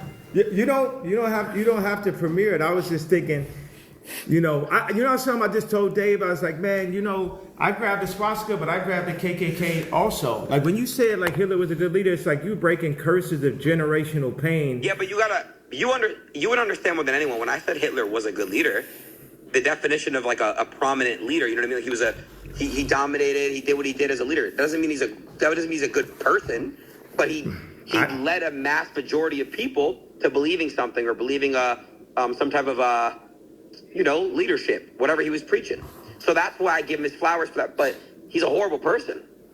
See, Ethan Klein is lying in his bed right now watching this and on his phone, and he's fucking like screaming and squirming around, and Gela's over there like, calm down, baby. It's okay, baby. We don't need. We can fight anti-Semitism tomorrow. Right now, we got to go to bed, okay? And Ethan's like, yeah, man, it's not cool. Like Aiden Ross is sitting there calling Hitler like a good guy, and Kanye West is coming out with the Heil Hitler, and that got stuck in my head. I'm not here. I'm not here to argue that. I'm here to offer you. I mean, no. We could go into that conversation. And we go into that conversation now. Well, I never met him in real life. I know you didn't meet him. I know, but Ye, do you think that Hitler would have liked you for being black? Look, now this right here is going to be solid fucking gold. So right away, Aiden, you heard him. He goes, what song is it? And Ye goes, you know the song, man. It's the most anticipated song of the year. Motherfuckers been waiting for this. Yo, motherfuckers been waiting for me to drop this one since day one, Aiden. You know what song, baby? Aiden's like, is it HH? Is it that one? Because now that goes to tell me that Ye has been bragging to these boys about this goddamn song. He's like, wait until you hear. Like, if I was Ye, I wouldn't have told nobody about this. I would have threw this one out of left field so goddamn hard. I would have posted this without telling a soul. As a matter of fact, I wouldn't have even posted on my own account. I would have posted on a ghost account. And then I would have put all the metadata on the song and traced it back to me, so you had to do some real work to find out. I would have made it like a real Easter egg type of thing. Not because I was scared of getting caught. If I was Ye, it's like, who cares if I get caught? I would have done it to make this more interesting, man. He's going about this the wrong way. So now Aiden's sitting there like, nah, man, don't drop that song. He goes, well, what would you think, man? How do you think Hitler would like you? You're black. Hitler doesn't like black people, man. He doesn't like black people. He only likes people that are on the same shit he's on. Now listen to Ye's answer to this. This is gonna rock your goddamn world. I never met him. Ye go, I never met him in real life. I never met him. I don't know what he would be like. In real life. I know you didn't meet him. I know, but Ye, do you think that Hitler would have liked you for being black? Yeah, I think he would have. I would have been one of the scientists that America ended up cleaning up and bringing in and having served America after the fact. Hey yo, what the fuck? Look at that. So Kanye, he would have been like one of them scientists that came over from Operation Paperclip or whatever the fuck the shit was. And Aiden's over here trying not to laugh his goddamn... See, this is so funny. This is what's funny about... This is probably one of the funniest things about Kanye West to me. Is like he's one of those like... he's one of those celebrities that's kind of how I picture like an old king to be. Where people are constantly walking on eggshells with him. They go, don't laugh at anything when he's trying to be serious. You know, always let him win when he plays a game of chess against you. So, like, all that type of stuff. Like, that's how I picture Kanye. These two assholes are trying their hardest not to laugh their asses off at him. Because Kanye goes, yeah, I think Hitler would like me, man. I think I would have been one of them scientists that was coming up with like the goddamn atom bomb and shit. You know, the ones that came over to work for America, the ones who started Volkswagen. I would have been one of them motherfuckers. Like, and they're both sitting there like, this guy is fucking insane. Like I'm one of the scientists, so he loves scientists. Well, yeah. I mean, you are very creative, and you're an artist. And wait a second, come on. So I'm not a scientist. Well, you're very smart. You're brilliant, but okay. So now we're in a good. Listen to Aiden. Yo, imagine a world where you're being patronized by Aiden Ross. Imagine that. Imagine a world where you yourself, the person listening to this right now, picture in your mind a scenario where you're being patronized by Aiden Ross. If that's a reality for you, end it. Kanye West over here getting talked down to. Aiden Ross talking to this motherfucker like he's a child. Well, you're very smart. You're brilliant. But okay, so now we're in a good place. Now, next subject.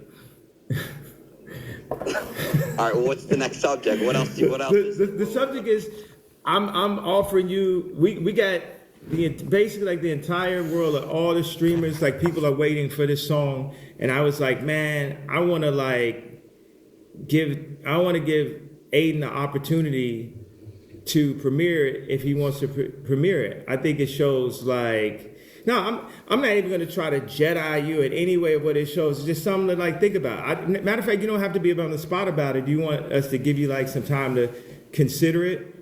How long till the thing is ready to upload? I mean, if you're happy to sign off on it, I think the edits have been made, so it's pretty much ready to go. Should we show it? We can show it to him on the screen right here, on your screen. Yep. Sneako, just come over here. Let's show it to him right here. You ready? Play it Oh, from I mean, I'll here. look at. Yeah, let me watch it really quick. Okay. Do you want my? Can we pause? And when I say pause it, can I talk about what's going on? Listen to that. So now Aiden's getting ready to hear this one out. You know, this HH right here. Listen to this. On though. I think we should play it all the way through, no pauses. It's short. It's not too long. All right. Well, let me see it. Okay. Aiden, what have I always told you? I said you're the most influential Gen Z Jew. That's a very important role right now. There's a lot of hate going on. Look, listen to Sneako. Sneako over here, now he's patronizing fucking Aiden Ross. He goes, Aiden, I've always told you, man, you're like the most influential Jew this side of the Mississippi, man. I always told you, we need you right now, bro. We need you so we can tokenize you for this movement that we're trying to start with this new N-word Heil Hitler song, man. We need a Jew like you to premiere it on their stream so that everyone can say it's cool for us to keep distributing the song. Could you do that for us? Using his voice to speak, from his perspective, he deserves to know mine. I don't think bad. Just know that I'm Jewish, and I have so much love and respect for your artistry. Like you're this. You're a creative genius when it comes to music. Start from the beginning, please. Did he hear me?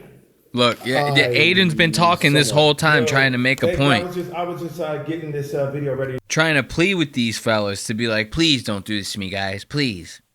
Cause I'm gonna put up with it because I want to stay cool with Kanye, but I'd rather not cause I'm Jewish. So could you not?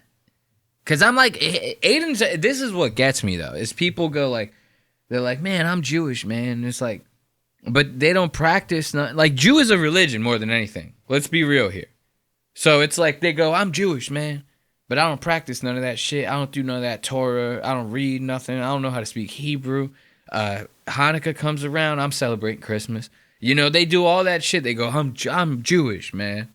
I gotta stick up for my people. It's like, okay, you should still stick up for your people. Like if someone was trying to genocide Puerto Ricans, I would feel some kind of way about it as a Puerto Rican man. But I'm not even a practicing Puerto Rican. Puerto Ricans, they do all sorts of crazy shit. We're doing Puerto Ricans, they got Puerto Rican flags everywhere. You could always spot a Puerto Rican on the road because there's usually a flag hanging from their rearview mirror. These are the types of things.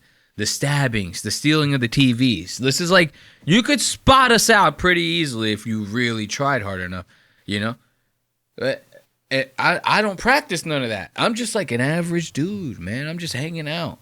There's really not much Puerto Rican to me aside from the mustache, right? And that's more Mexican if you're thinking about it. Hey, yo, what the fuck? So let's be real here, and Aiden's he's not one of those Jews that's practicing, He doesn't have the curls. I've never seen this guy in a yarmulke before. Does he do the thing with the hole in the sheet like Sam Seether? No. To show you. Real quick, real quick. I would love to change your perspective and pick your brain on things, and I'd love for you to do the same to mine. Absolutely, we should do that. Listen to this asshole. We're starting to do that right now. Okay, let's watch this video. All right, here we go. How long is it? 2 minutes. Okay. Yeah, you don't have your mask on, bro. What the fuck are you doing? You're on stream. Okay, let's see.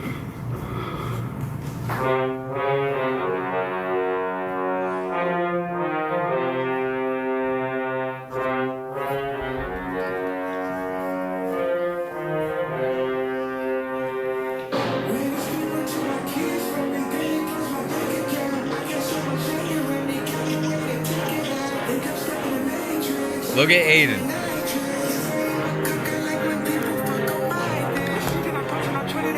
I love that. We gotta go back to that. Look at Aiden. Mad as hell.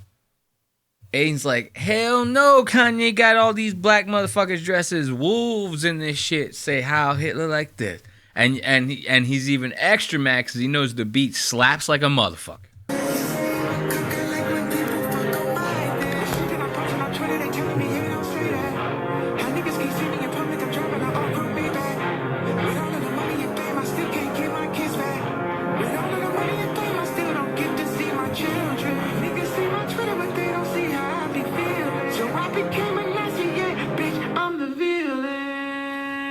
Show Aiden. You gotta show. This doesn't work if you don't show Aiden. There you go. Yeah.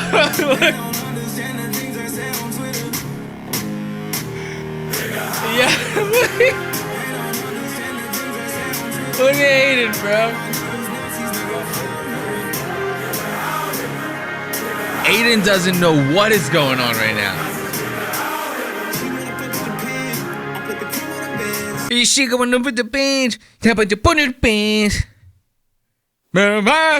know what I mean? Like, Aiden's over here fighting every fucking instinct in him not to start bopping his head, dude. This man's conflicted. He's conflicted. Because he knows it's fire. He knows it's stuck. He knows he's going to be singing this shit for the rest of his goddamn life. If not, the rest of the week at the very least. You know, this guy wants to bop, and he can't because he's Jew. Look at that. Bro, what the fuck, man? Shut the fuck up, Aiden. Just play if see if he's into it or not. He said, see if he's into it. See if he's into it. The guy's been shaking his head since the fucking chorus started. You had him in the first half, I'm not going to lie. You had him in the first half, I'm not going to lie. Look at this man. He's shell-shocked. He doesn't know. He doesn't know. He's over here like, God damn, dude. He reminds me of that Mr. Krabs meme where he's like all shook and shit like that people like to use where they're like, yo, I was spun out, dude. I had no idea what was even happening. Aiden Ross over there. He can't handle it, dude. He can't handle it. Look at him. Okay. First reaction. Well, look, bro.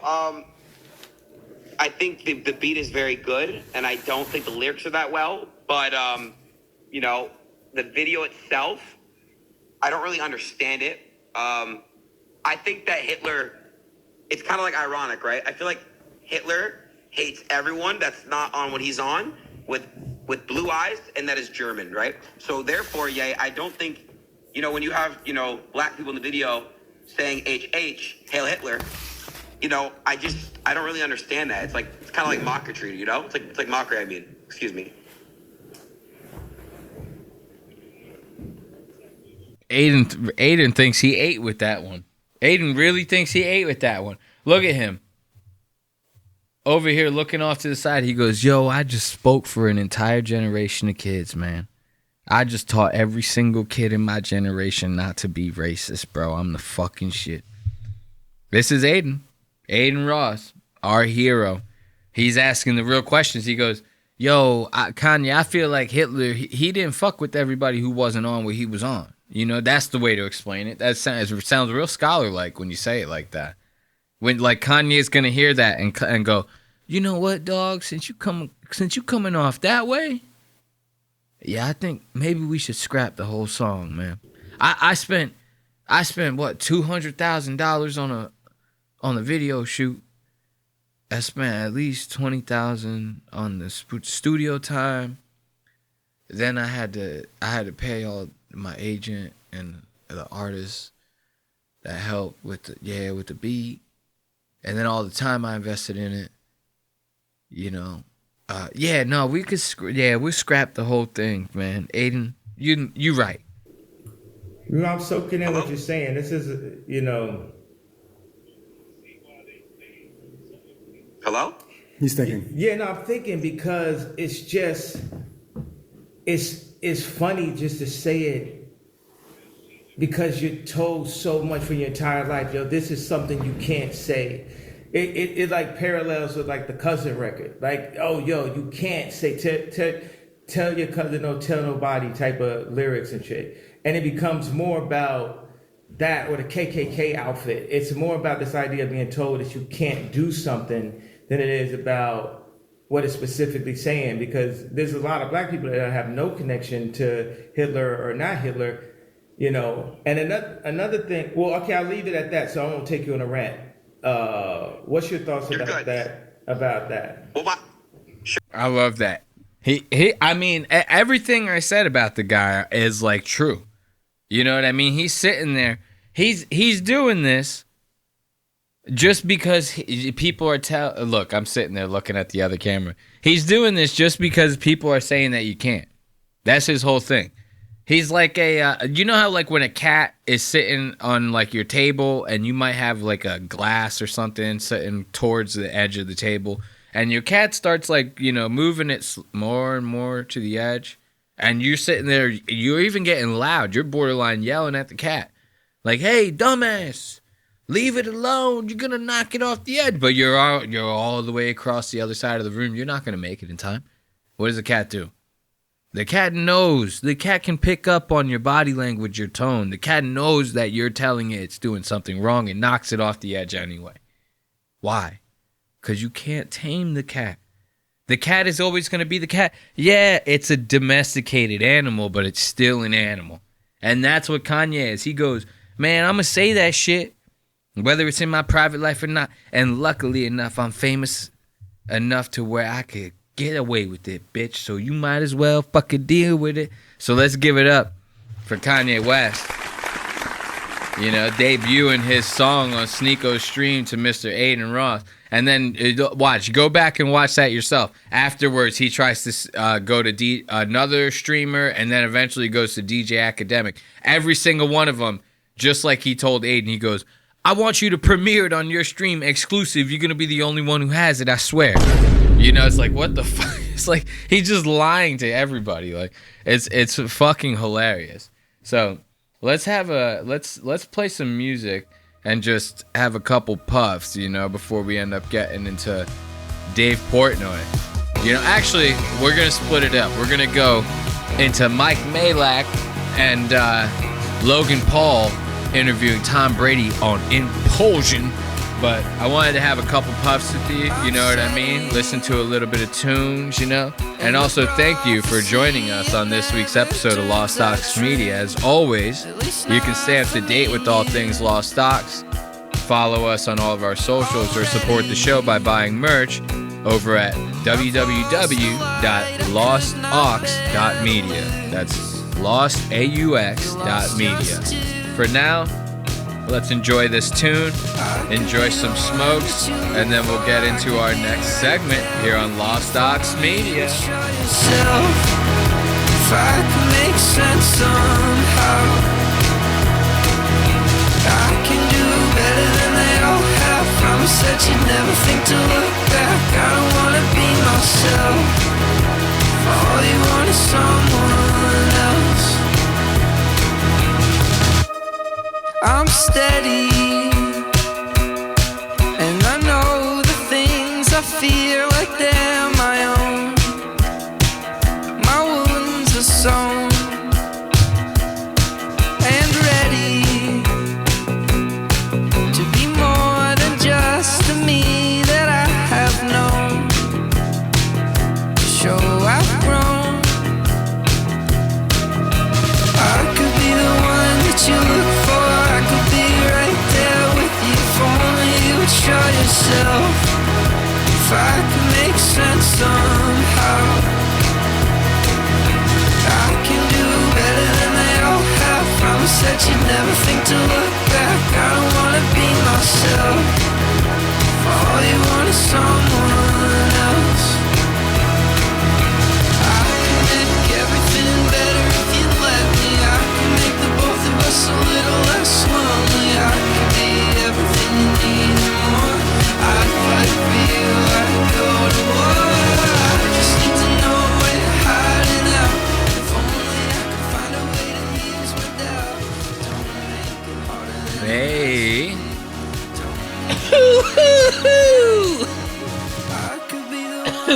little bit of a cough going. Need that button.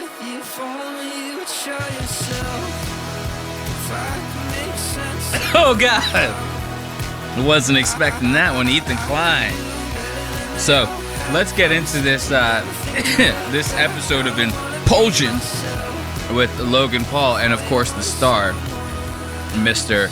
Mike Majlak. So, in this episode, it's funny, man. They got a good old Tom Brady. It's like a big catch for these guys, especially because, you know, these guys, they did all right with like the little COVID bump that podcast got around when COVID was a thing, you know, back when we all believed in it. Now that all that's over and everyone's right-winged, you know, everyone's Trump supporters now, and we're all off of the vaccines, podcasts are kind of all starting to dwindle a little bit, right? You know, they're all just like starting to go down a little bit in numbers. But Impulsive has gone down a lot, you know, and they, with those numbers going down, you start losing access to some of these top name guests. So when they end up getting a guy like Tom Brady on, that's a big deal for these boys. Now, you would think, at least if it was me, right? If the podcast name was tailored to my last name, the show was mine, I started it, and the other guy was just the co-host, I would make it, you know, I'd set some parameters. I'd set some, you know, guardrails in place to where I would kind of like, hey, man, this is how we're going to do the episode. Let's not go overboard. Let's not get crazy. This is Tom Brady. You know, this guy is very brand friendly. We got to make sure his image isn't tarnished, or else we're not going to be able to work with big guests like this, because I'm sure these guys and their teams talk to each other, right?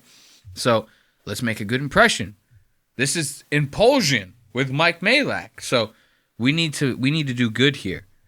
That's not what happens. That's not what happens. In my opinion, you let Mike open his mouth a little too much during this episode, and once we start getting into these time codes, you're going to understand exactly why. But before we start, look at this asshole right here. Look at Brady. This guy looks like he's sucking on a goddamn lemon. What the fuck? How bad is it over there at Impulsive, where like this is where they got you? This is what they got you looking like over there. You spend an hour with these boys and you look like they sucked the life out of you. This guy lost 10 years over that hour.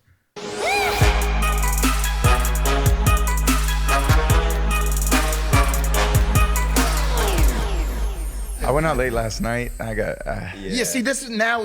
And then I gotta travel this week, and there's only so much you can do, you know. Like I try to get up at 5:30 and like get going, you know, and I come home at 3 or 4. I was gonna ask about that because my social battery as well is just horrible. Yeah, I don't really have it. Look at Mike over there.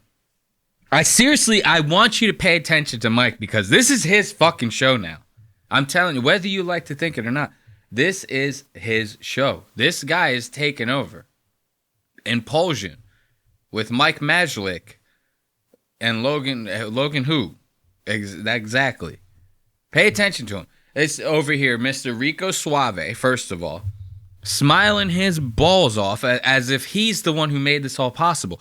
And then when you watch him, the way he carries himself, the way he talks during this entire interview, the questions that he asks and how he asks them.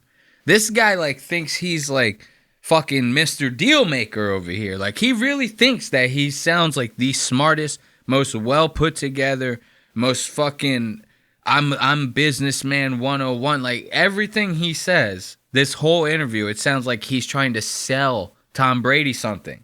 It literally sounds like he's about to ask him a question and then pull a product out and go, "What do you think about this?" The whole time. Actually, now yours is depleting fast. Well, I'm a dad now, dude. Like, are you really? 7-month-old daughter, like, yeah. Congratulations. Thanks, man. Thanks. Yeah, it's awesome. Daughters are the best until they're 12. I can't wait. Can't wait, brother. And then there's a dip for about 6 years. Tom's like, daughters are the best until they're 12, and then they try to fucking hook up with you, man. My daughter's a fucking whore. These are on? You don't have to. You can do whichever one you want. We use them just to be more professional. You guys be professional. We could take up micro cues from each other. Like if he goes, then I know he's about to say something. I'll just read your body language. Yeah, that works. See, that's what I'm talking about right there. Mike is just making stuff. They've never talked about that once, ever. Never. And that's not even what the headphones are for. You know why I wear them? So I can hear the fucking audio coming from the computer, so I can hear the audio coming from the audio mixer, and then I can make sure my levels are right. Like, you can talk into a microphone and it can record, right? But you're not going to hear if, like, the microphone is clipping or if it's too loud or if it's too low. If you don't have a producer to do that job for you, then, like, you have the headphones on so that you can hear your own voice, so that you know what it sounds like while it's being recorded. This is something that, you know, once your etiquette is good enough with the microphone, you can start to get around that. I unfortunately am locked in. Well, actually, I shouldn't say unfortunately. I prefer it this way. I like to be able to, you know, hear this audio, you know, hear the music. You can't do that. I don't want to get feedback. What are we doing here? You know? So he just goes and makes some bullshit up because it's Tom Brady. He goes, oh, yeah, man. And when Logan takes a little breath and goes like, meow, then I know it's like a social cue, right? That he's about to say something. So then I shut the fuck up and I don't say nothing. And then while he's in the middle of talking, that's when I interrupt him. Damn, dude. He's gonna beat us at it. He's like, I don't even need to hear the micro stuff. He's like, I just pick it up off Dude, I can't believe it. I thought this was a joke. Yeah. Michael Rubin was like, yeah, dude, I got you Tom Brady for the podcast. I was like, no. No, you didn't. No way. Threw us in the group chat. I'm like, oh my God, dude. So we're in a group chat now with Michael Rubin. That's awesome. Well, we got it worked out. Yeah, thanks for joining us, man. You guys are in my home state. You're like 200 yards from my house. This is like, couldn't get any better. Oh, no way. Try to make things convenient for you, Tom. Thank you. You did. Why can't everybody do it like that? Actually, I'm putting in formal requests going forward. Everyone needs to be this convenient, or else I'm not doing it. We did want to make it as easy as possible for you. You did. Yeah. I could have swam across from my house right there. Actually. Hey. Nice. Yeah, literally, I could have swam. You can throw 2 rocks. That's insane. Rocks. Yeah, he probably could throw a rock and do it. I don't know about me. You probably could. Nah, my arm, you'd be surprised. My coach in high school said I was the most unathletic kid he's ever coached. Really? Why? Is that a compliment? Yeah, if you're the most athletic. Some sports I just look. Okay, Logan, shut the fuck up. We don't give a fuck about that. And look, that's supposed to be the intro, right? They don't even introduce Tom Brady. It's like you have the biggest. This guy is like a quarterback legend. You know, I don't know much about football, but I heard he did some shit where like his team was down. They had like -6 points or something like that, and they came back to like 46. They scored 69 points in the last 13 minutes of the game, something like that, and won the fucking playoffs, the NBA playoffs. I heard this guy is second to Dwayne Wade. Is the only other person who's thrown as many passing yards as he has. 49 love, you know what I mean?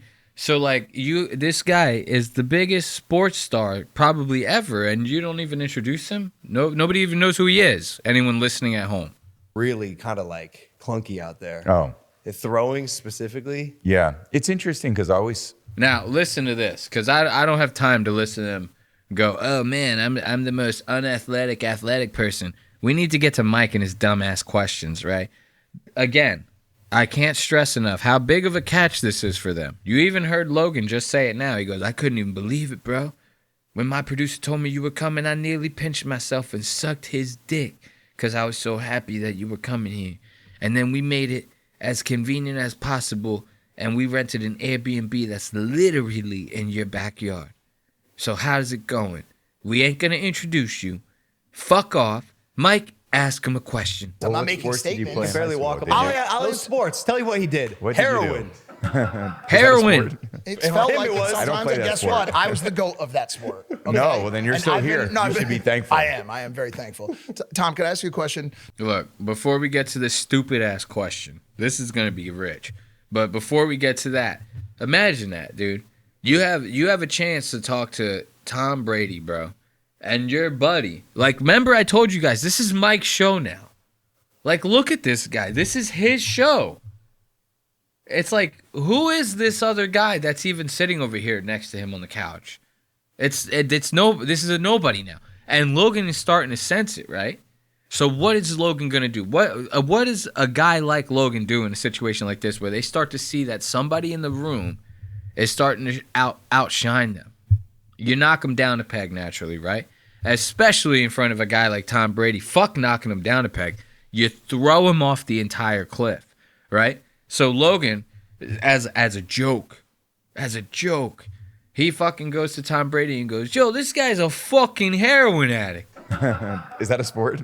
It felt like it I don't sometimes, play and that guess sport. what? I was the GOAT of that sport. Okay? No, well then you're And still I've here. been- no, You should be thankful. I am very thankful. Tom, can I ask you a question? Not related to sports. No, I don't do it. Look, what was that? You saw Logan? Logan is truly a psychopath. Look, he realizes, he goes, man, I was being a huge asshole right there. And then he goes, I gotta wipe that expression off my face. And like an actual lunatic, he wipes the expression off of his face. All caught on camera, mind you. This is actual sociopath behavior. I am very Watch thankful. Tom, can I ask you a question? Look at him. Not related to sports. No, I don't do heroin. That's good. And no one else out there should do it either, for the record. Yeah.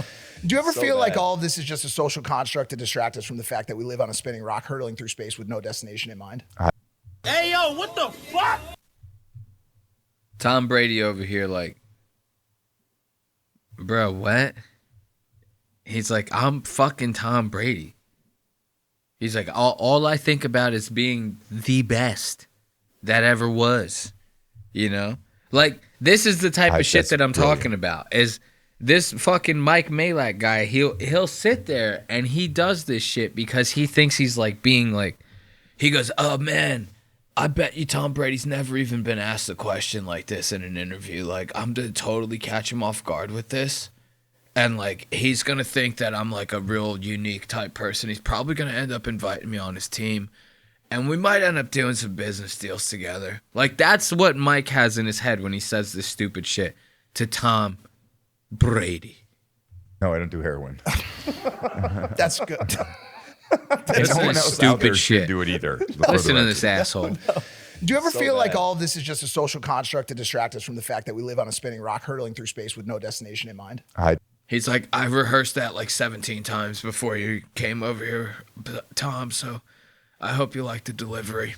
Just a social construct to distract us from the fact that we live on a spinning rock hurtling through space with no destination in mind. That's brilliant right there. Like, life's short, and like we may take ourselves way too seriously. Yes. And I'm not someone that takes much. Oh, I take death seriously, certainly, but you're right. I think about that a lot. Like, in the end, what really matters? Actually, I have a friend, and I send a lot of like galaxy stuff, and and then you're right when you realize that's really what's going on. Why are we taking ourselves that seriously? Do you think about death? I think. See, Mike is such a fucking idiot. Tom Brady's media trained, bro. You see how he danced his way around that dude? This guy was like, Catherine Zeta-Jones, she dips beneath lasers, oh. In Entrapment, she's doing all that stuff with the lasers. That's basically what Tom did when he answered that dumbass question. See, like, Mike really thought he was going to, like, get something. Tom's like, dude, how can I answer this without answering it, but not coming off like an asshole? Because I think it's probably the dumbest question anyone's ever asked me in an interview, ever. Like, that's dumb as fuck. And then watch, here we go. Mike's about to strike again. Dude, this guy already swung and missed. Mr. Brady danced around that question. You didn't even see it coming. You didn't even see it. That's how good Tom Brady is. That's how good Tom Brady is. Even when you think you got him, where your stupid-ass figure eight of a question, he still gets out of it. And then he's going to do him again like this.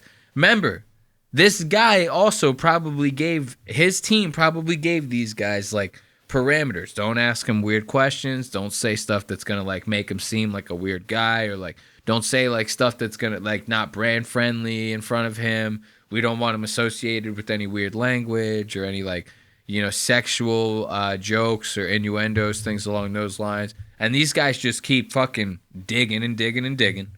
People are dedicating their time. They could do anything to watch you, to pay attention to what you're doing. And they chose you. So, like, what responsibility do you have to those people who chose you when they're right? They're working 2 jobs, working construction, working in supermarkets. They got a little bit of free time. They come home and they put you on. Like, that's a great responsibility. See, it's funny because I feel like what you just said right there, this responsibility to the public, not every person in the spotlight feels that. And that is something that I feel like probably comes from your upbringing Yeah. and from the teaching from your parents. Yeah. And so like the way you explained it, I believe is correct. It's an amalgamation of all of these different things. Talent or hard work, out of the two of them, which one is a more important ingredient to the type of success that you've seen? So he goes, it's an amalgamation, bro. He goes, yo, man, my vocabulary in front of Tom Brady is so fucking on fleek right now, dude. Logan is sitting over there. He doesn't even know what to say because he's so fucking stupid. I love it. And Tom Brady's over here like, he said, amalga what? He goes, what was that? I don't even know what the fuck this guy did. Tom Brady's like, I'm just a quiet boy from Ohio or something like that. Some town in a place that's small. That's where I'm from. I was drafted 199 in the draft when I joined the NFL. You know, and like it, and I'm telling you, it just gets dumber. It just gets fucking dumber. Just listen. Hard work, 100%. And I have real life examples, not just in sports, but in business. I mean, I know a lot of guys that aren't Harvard MBAs. I have a couple friends, my friend Michael Rubin at Fanatics. It's like, and I love Michael. My friend Mike Rapoli at Noble. He's like, all the Harvard guys work for me. He goes, I was a 2.2 GPA. You know, I got all these Harvard guys working. And look, I'm not disparaging to Harvard at all. That's a great school. I could never got in there. The closest I got was a charity football game playing on like the field with, for best buddies. But it was like, these guys are just, they got all the traits. And I think the ones that are really sustainable. Because even in sports, you have, in order to be your best, you need to maximize your physical, your mental, and your emotional. And we're talking about physical, you're talking about talent, which is great, and that's a great bar to set. You need to have the height, Mike the weight, will the cut speed, this guy the off ability, very, very the shortly. physical ability. But then you need, to me, the ability to learn, process information, take in lots of information to be able to apply it, take what you're learning from a meeting room out to a field. And then you need to bring a competitive stamina to practice every day to be your best. And I was talking with my friend earlier this week, and he was like, well, what separated you on the football field? And I was like, I think there was part of me that was a psychopath out there. Because I was... God damn, how long? Yo, did I get the wrong time code or something? What is happening? This guy, I didn't know that Tom Brady was going to talk for 35 fucking minutes. Let's just go to the next time code. I apologize for that one. What is happening here? The thing now, or let her win and just... I had to do that for a minute. Yeah, we shake hands and say friendly game. Yeah. Like it's what, actually? Yes, it's an Every obligation. time? Yeah, we have to. Let me do an intro here real quick. I never got to do it. Go ahead. Oh, shit. Now we're doing the intro. Remember I talked about that earlier? You got a big catch like Tom Brady. You still haven't done the intro yet? It's 26 and a half minutes that they've been recording. This guy goes, oh, man, let me get the intro, bro. Like, I haven't done it yet, bro. I've been drinking Prime this whole entire time, dude. I'm sorry. I had to do that for a minute. Yeah, we shake hands and say friendly game. Yeah. Like it's what, actually? Yes, it's an obligation. time? Yeah, we have to. Let me do an intro here real quick. I never got to do it. Go ahead. Ladies and gentlemen, it's the GOAT of GOATs, Tom Brady. What do you think about the timing on that intro? I normally do it at the beginning. Tom over there, that's all you have, man? He goes, we've been talking for 26 minutes. I'm over here trying to like promote my YouTube channel because I'm retired. I'm Tom Brady. And I've been here for 26 minutes. That's all the go to goats? You don't have none of my credits? What the fuck is this? And look at this. I will break that thumb. Fuck you. We got a good audience. Ask about the GOAT of GOATs. I mean, like... You're my in a God. weird place because I think the perception is that you're the only definitive GOAT of a sport. Okay, like there's no conversation there. Now we've had Mahomes on the show before. Yeah, okay, he's amazing. Listen, we'll see what happens over the next several years. But when you look at basketball, see what I'm talking about when I say he thinks he's like a businessman. This is like what a salesman like when two businessmen are having like a lunch together. That's what they do. They go like, well, and when you think about what's going to happen in the third quarter and the prospective market over here. We'll see what's going to happen in the next couple of years with that sector. But when we move over here, this is where the real money is. This is where Tom Brady is. You're the GOAT. You're the GOAT of all GOATs. You're Tom Brady. You know what I mean? Like, this guy is a swindler. He's a liar. He's a con artist. He's a thief. Okay, like there's no conversation there. Now we've had Mahomes on the show before. Yeah, okay. he's amazing. We'll see what happens over the next several years. But when you look at basketball, you've got LeBron, you've got MJ, you've got Kobe. When you look at tennis, you've got these players. When you look at golf, you've got these players. Why is it that you are such a standout in football and there's no people are willing to put that title on you? So notice how this question has gone nowhere. He's literally not even like asked him like a proper question yet. And he realizes right here. He goes, holy shit, this is backfiring on me bad, dude. He's like, I really may have put my foot in my... It's like, I really don't even know what I'm trying to ask him right here, man. Like, watch him do this. Watch. He goes, why is it that everyone thinks that you're the greatest because you do... Well, wait, what? Like... Why is it that you are such a standout in football and there's no... People are willing to put that title on you so... confidently? So you're asking a question about why other people would do something to me. I think forget this question. Thank you. Right off the rip, bro. My man tripping. Oh my God. Even Tom saw it right away. He goes, so you're asking me a question about why other people would do something on my behalf. You're asking me why other people say that I'm the GOAT. So really, you should be asking them, right? Because your stupid fucking question makes zero sense. And right away, Mike goes, oh, yeah, man, let's just forget that one, bro. Like, I'm going to have to do, like, some real quick damage recovery here because, like, I'm a professional podcaster. It's what I do. It's the reason I'm a millionaire. So confidently. So you're asking a question about why other people would do something to me. I think forget this question. Thank you. I agree. Messi or Ronaldo? Messi or Ronaldo? God, that's hard.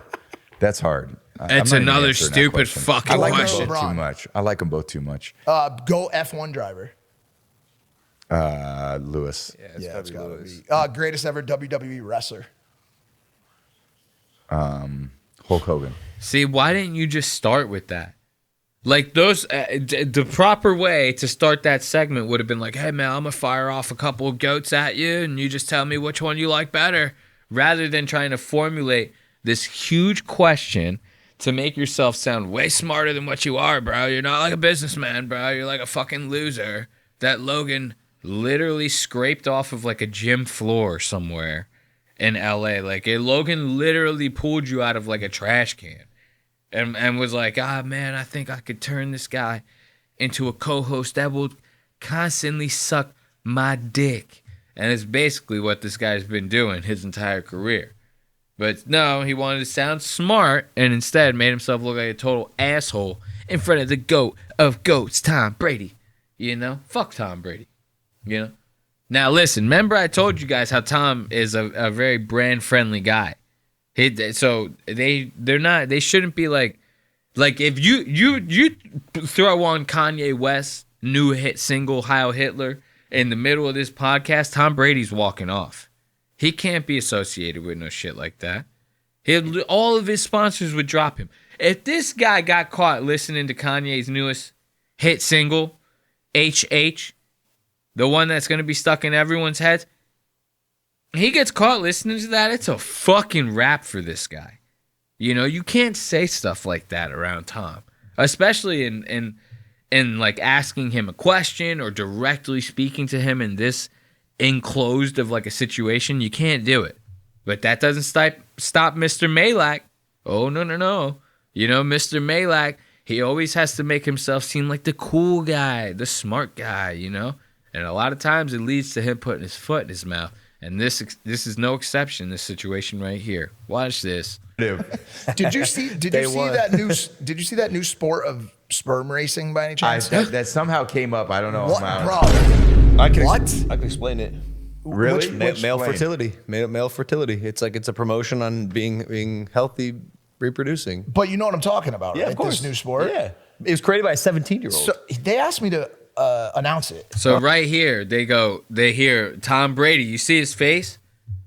Logan's like, yeah, it was created by like a 17-year-old, man. He was like jerking off in his room, and he just thought to himself like, man, there's got to be a way that I can make some money off of this, man. Tom's like, oh, whoa. Like, as soon as they said sperm racing, Tom's team started looking at each other off camera. They're like, oh, man, we might have to pull the plug on this one, guys.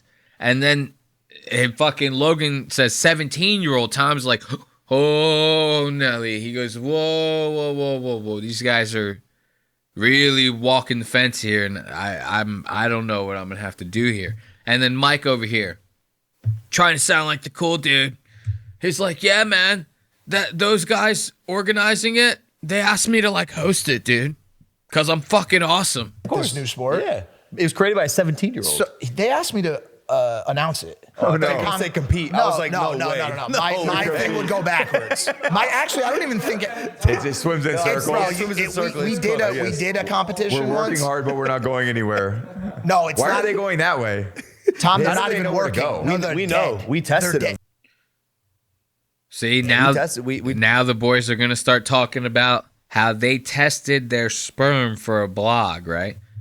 Now, this is exactly what if you're a guy like Tom Brady, and you have all these different sponsors that are paying you like $200 million a year, whatever it is, this is exactly the type of stuff you want to talk about so that you can risk it all. We did a competition. We're working hard, but we're not going anywhere. No, it's Why not. Why are they going that way?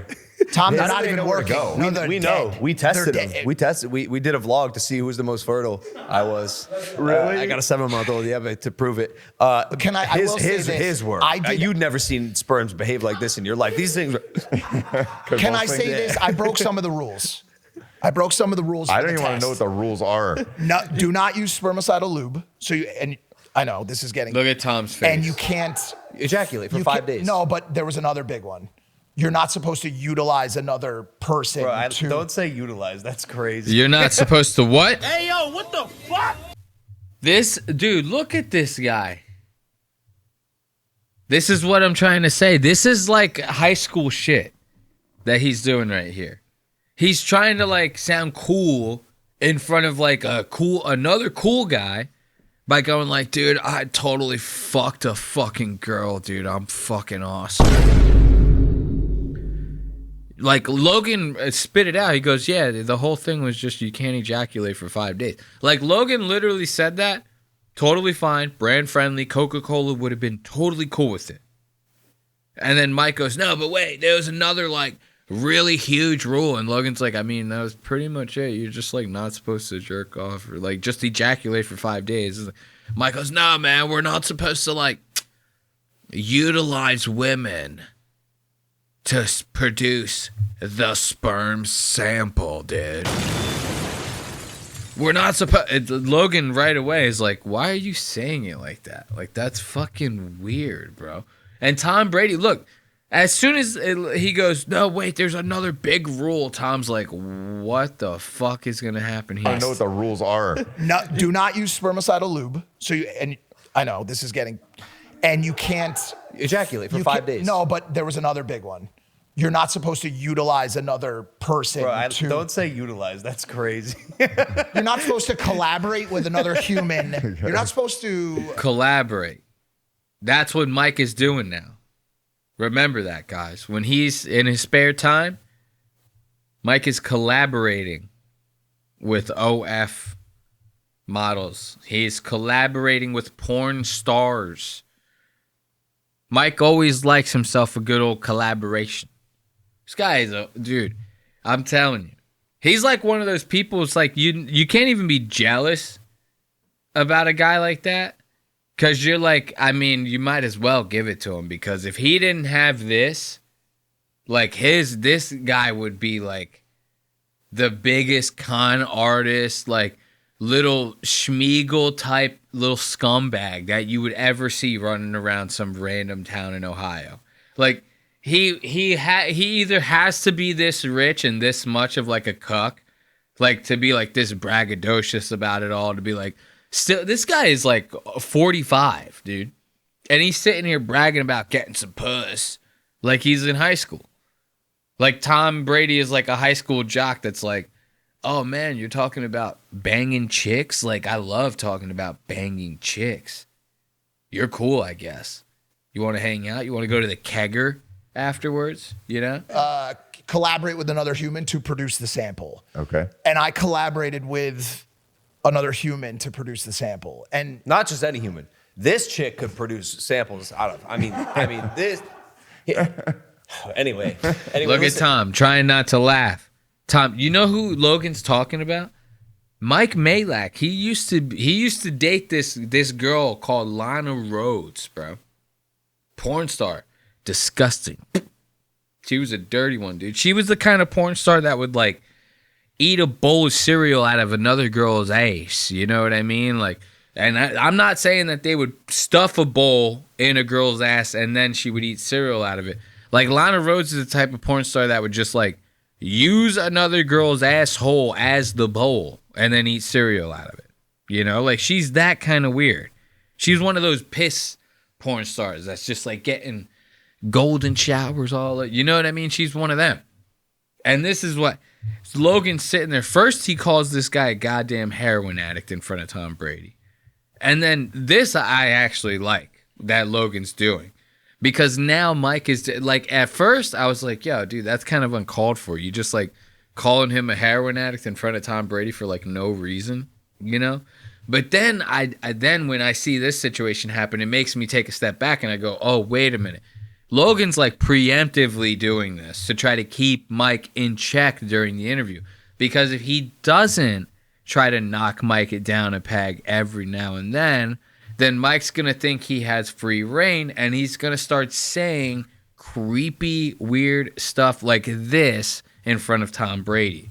Collaborate with another human to produce the sample. Okay. And I collaborated with another human to produce the sample. And not just any human. This chick could produce samples out of. I mean this. Anyway, listen. Yeah. What we were saying was. So anyways. We need the disclaimer to come over because I have 3 kids that are probably going to want to watch this. So before that last segment, let's. Yeah. My daughter too, but she won't have. Yeah, she's not old enough yet, but this will be, live on forever. Yeah.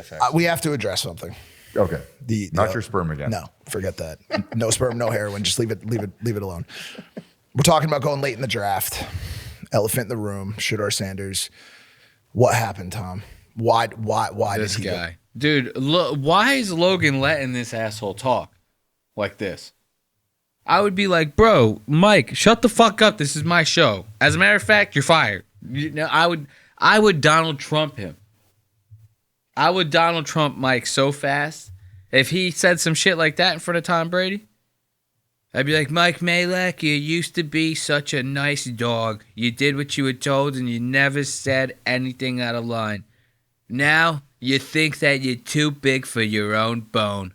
Mike Majlak, you're fired. I'd do the whole fucking spiel. I'd fire him real nice. Real nice and easy like. Now listen to this guy. Remember I told you. I said, oh, look, Mike, he's trying to play cool to Tom Brady because Tom Brady's like a cool jock in high school. Mike's trying to play like he's cool. Like he's like, yeah, man, I fuck chicks. I got money. At one point, Mike was calling out the brand of watch that Tom Brady was wearing in the middle of the interview to show Tom, like, yeah, man, like I know about the finer things in life as well, man. Like I'm cool like that too. And here's the thing. Guys like this, they wear like watches that look nice but aren't like crazy decked out in diamonds and stuff like that. The watch might cost like $100,000. He doesn't need you calling out the brand in the middle of the fucking podcast to, one, further dissociate you guys from your average income audience, and number 2, put a target on this motherfucker's head for anybody looking to rob celebrities or rich people for $100,000 watches. It's like this guy doesn't know. It's like, act like you've been here before, dude. Like, act like you've had money before. It's like, how long have you been part of this show? You should know this shit by now. But instead, he tries to play cool in front of Tom. And now it's going to get to the point to where this asshole legitimately is going to ask Tom Brady if he wants to party with him and Logan after the podcast. Listen to this. It's a total. You want to go to some parties right now? Yeah, we don't want to keep you. No. I mean, with us. Like, do you want to come to Tonight? parties? Yeah. You're going to a We're party going to go to the tonight. Canes to the Raising Canes Yeah. party. He is. He is coming. No, you're Your coming. dad, he's got early morning. No. He said he's going to come. 50's I'll figure it performing out. tonight. That sounds Todd. fun. It's going to be a good one. at 2 a.m. Todd Graves. No, it's That's not. It's at late. 12. It's at 12. We can go to Palm Tree right down the street, chain smokers. Oh, that's Come on, good let's too. go do something. Let me figure All it right, out. forget it. It's fine. I get it, Tom. Look at this fucking asshole. Nobody wants to party with you, dude. Like, are you serious right now? Look at him. Why the long face? I hate you. They should. I don't even know what kind of like. He looks like he looks like Roger Klotz with normal skin. He seriously is. He's killing me. This fucking guy. Please, somebody shoot him. No, Tom Brady doesn't want to go to fucking parties with you. Todd Graves. No, it's not. That's It's at late. 12. It's at 12. We can go to Palm Tree right down the street, chain smokers. Oh, that's Come on, good let's too. go do something. Let me figure All it right, out. forget it. It's fine. I get it, Tom. I get it. You got other stuff to do, you know? Yeah, dude. Thanks for joining us on Thanks, Saturday fellas. evening, though. It's so gracious of you. Glad it worked out. This is cool. Yeah, for real. Any Great other to do. stuff? Any questions for us before you questions go? for Mike? No, I think Yeah, you guys ask me a just. random question, Tom. Fire Listen, something Look off. at You guys are I making love that. how Logan goes. Any questions for Mike, man? Mike is like the fucking big boss around here now. I'm just a fucking bitch. Might as well be. Let's give it up for good old Logan Paul as a co-host of the Impulsion podcast with Mike Majlak. And give it up for Tom Brady for putting up with all that bullshit. What do we got next, dude? We're about to jump into Dave Portnoy, fighting crime and fighting anti-Semitism like the good old boy that he is. So, like I had mentioned earlier, the whole situation with Dave Portnoy. Emergency press He's, conference. shut the fuck up, Dave. Let me get my pre-context in before we jump into all that, buddy. So, like I had talked to you earlier about Dave Portnoy. He has these bars, the Barstool bars, you know what I mean?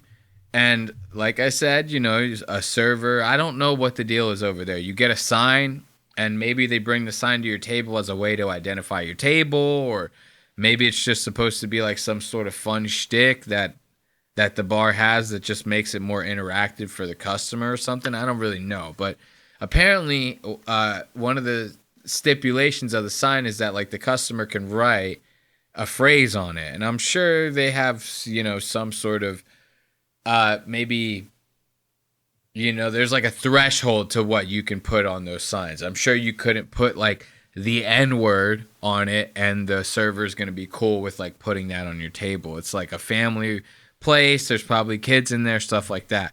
Well, somehow 2 kids went in that place and got the server to give them a sign that said, "Fuck the Jews," right? And Dave heard about this. Naturally, as a business owner, you fire any servers or employees that were involved in that lapse of judgment, if you will. And then you move on with yourself. Like, if you have a platform like Dave does, maybe you mention it as a form of raising awareness, and then you keep doing rich stuff in Nantucket, like betting on horse races and owning stables, like Dave Portnoy does. But Dave doesn't handle it that way this time. He actually makes it like his personal mission to try to find who these kids are and put them in lights, as he says it. He says, "I'm going to fucking blast these kids. I'm going to put them in lights. These kids deserve nothing but to be put in lights. I'm so mad." Listen to him. I've never heard Dave Portnoy this angry.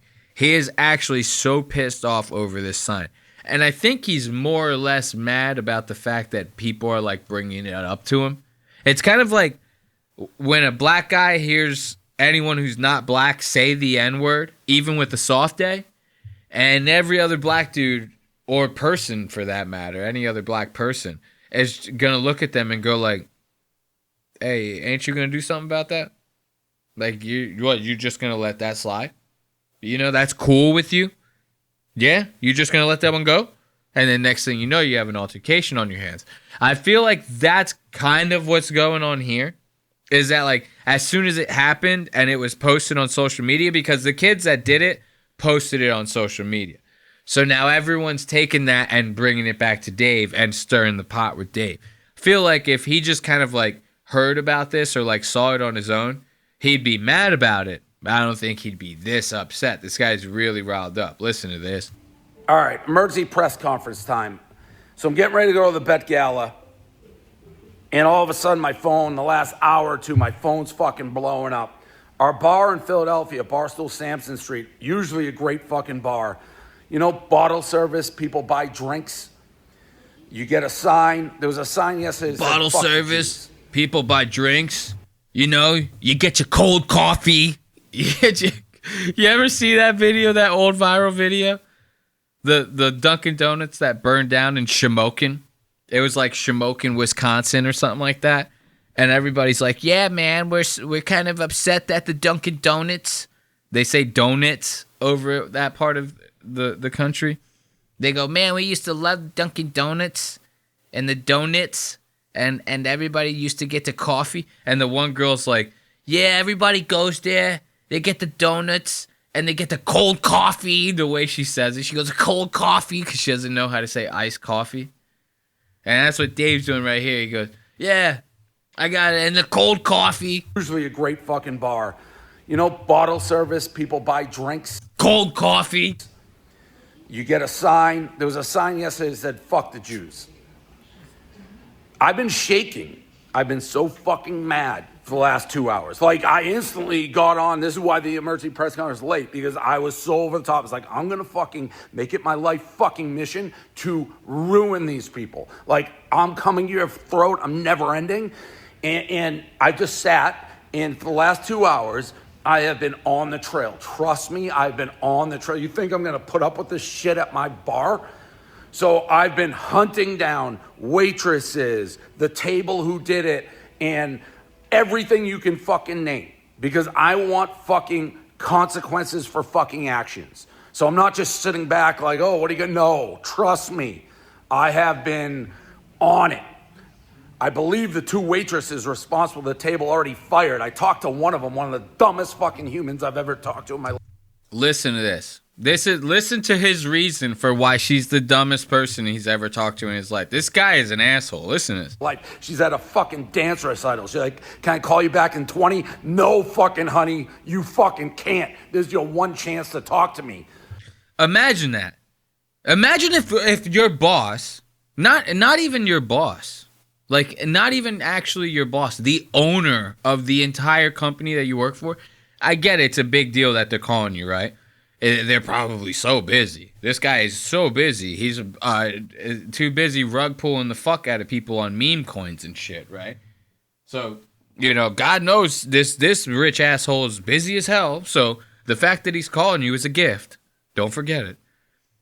Imagine if the owner of the company you worked for, someone you've never met before in your entire life, calls you while you're at something important that you're outside of work hours. And they treat it as if you have to fucking bend over backwards to talk to them. I would have told him to fuck off. I would have been like, yeah, I'll talk to you when I come back to work on Monday, dude. I don't give a fuck. It's Saturday. As far as I'm concerned, you don't even exist. What are you talking about? No fucking honey, you fucking can't. This is your one chance to talk to me. Idiot, total idiot, this girl. I've talked to the guy Mike Wade who's tagged. Guess what? He wasn't even fucking there. I had this kid basically in tears turning state witness to me, rolling on the people who were there. I've talked to one of the two guys who fucking did it. He's like, I'm not anti-Semitic. He's basically crying to me. And I'm just like, I don't fucking buy it for a second. Who the fuck would do that sign in my fucking bar? You think I'm just... Imagine getting like an angry voicemail from Dave Portnoy. He's like, hey, I'm Dave Portnoy. I'm calling because the pizza here sucks. And you left a fucking anti-Semitic sign at my bar. And I'm pissed about it. Yeah. I'm just gonna... Now, listen to him at the end. Listen to how passionate he is about this. Listen. Saying is I'm getting the names. I'm trying to be a little responsible. I'm trying to keep it together. But I'm on it. I'm fucking on it. It sounds like he's about to cry right there. I never heard my man Portnoy act like such a bitch. Listen, give it up. Give it up for Dave. Now, that was just the first season. That was only the first season, you know? After, I think it was like a day, maybe not even a day, maybe even a couple hours later, this guy had already dropped season 2 of The Bar, you know? So let's check out this one. This shit had me, oh no, hold up. Somehow we ended up at that one again. Let's go to this one. Hey, why does it keep bringing me? So I'm getting ready to go to the Met Gala. Why does it keep bringing me to this one? Nah, I want to go to the one where he tells, I'm trying to show you guys. He's about to, in the next fucking video, he's like, you know what? I'm not even mad at the boys. I'm sending them to fucking Auschwitz. Like, I got to show you guys that one. I don't know how my time codes got messed up there. Hold on. I'll show you guys. It's coming. It's coming. Don't you worry. He goes, I'm sending the boys to Auschwitz, man. It's actually hilarious. Because he tries to, like, frame it as if it's, like, this endearing thing. He goes, you know what? I'm going to use this as a learning opportunity for the boys. I'm sending the boys to Auschwitz, you know? Look at that. Hold up. We're almost there. We're almost there. We're almost there. There we go. Listen to this. The fuck the Jews sign that was out. Listen to this. So now, look, Dave, you just heard the guy. He was ready for scorched earth. He was not about to let this whole thing go. He talks to these boys. These boys start pretending to cry. They're like when you're younger, you know, and your mom goes to spank your ass, and you pretend to cry. You go, oh man, it hurts so bad. You could stop now, please. You know, no more. Don't lock me in the basement again. Feed me dinner, please. Oh, it hurts. You know, you do like one of them. And so these kids pretend cry to Dave, and Dave's like, oh, you know what? I got a soft spot for these boys. I'm sending them to Auschwitz. Now listen to him. Listen to it. He seriously makes it sound like he's doing like he's Oprah Winfrey or something. All right, real quick update on the fuck the Jews sign that was at my bar in Philadelphia yesterday. 2 hours ago, he literally could have cooked an egg on my head. That's how much steam and heat I had come out of my ears. And the more I thought about it, it's like these are young fucking morons who did this. They're drunk. It's like, do you really want to ruin somebody's life? And let me be honest. I don't know what's going on in the world. I do, the Middle East, obviously. But I've been doing Barstool for 20 years. I've had more hate, more anti-Semitism in the last year and a half than I've ever had doing it. And whether people, it's like Kanye, the UFC guy, it's like mainstream lunatics. And I'm not talking about politics or what's going on in the Middle East, just hating groups of people. You hate my parents, you hate my grandparents, shit like that. It's crazy. So, yeah, my initial reaction was like, I'm going to fucking burn these people to the ground, their families, everything. And it's like, you know what? Maybe that's not the best course of action. Maybe I can use this as a teaching moment. A teaching moment. And like, before people just are like, fuck the Jews or any group and the hate, let's try to like turn a hideous incident into maybe a learning experience, as cliche and very unlike me. But I talked to both the culprits who I know are super involved in it, talked to the families. I'm sending these kids to Auschwitz. Hey, yo, what? Oh my God! I'm sending these kids to concentration camps. You know? Why not do to them what their people did to us? You know? I told them, I said, hey, Boston's cold, but it ain't as cold as Auschwitz, baby. Look, he's trying to teach these boys a lesson. He wants to take... Okay, so these two kids get drunk. They go into a bar. They go, fuck the Jews, right? They write it on a sign. You think them going to see the pile of shoes over at Auschwitz is going to change their minds? That they're going to be like, oh, like they probably were blacked out or something. If not, they were probably like, dude, we were just joking around, you know? Turns out one of these kids is actually anti-Semitic as fuck. You know, we'll talk about that in a little bit, but But you know, at the time, they were probably like, "Hey, man, we're just joking around. We don't." So Dave's gonna send him on an 8-hour flight to his words, not mine, to Germany, right? To Germany, sending him to Auschwitz in Germany. Now, to be fair, I'm not gonna lie, I thought Auschwitz was in Germany. Everybody's making fun of him about this. At the end of the video, he goes, "I'm sending him to Auschwitz in Germany, teach him a lesson." Everyone in the comments rips him apart. They go, "Yo, Auschwitz was in Poland, you dumb sack of shit." I'm not gonna lie, I thought it was in Germany. You got me there. I thought it was in Germany. I'm not gonna lie. So listen, he's gonna send these boys to Auschwitz. Let's listen to him call Auschwitz Germany. To Germany, to Auschwitz. Oh, look at that. I was like spot on with that time code.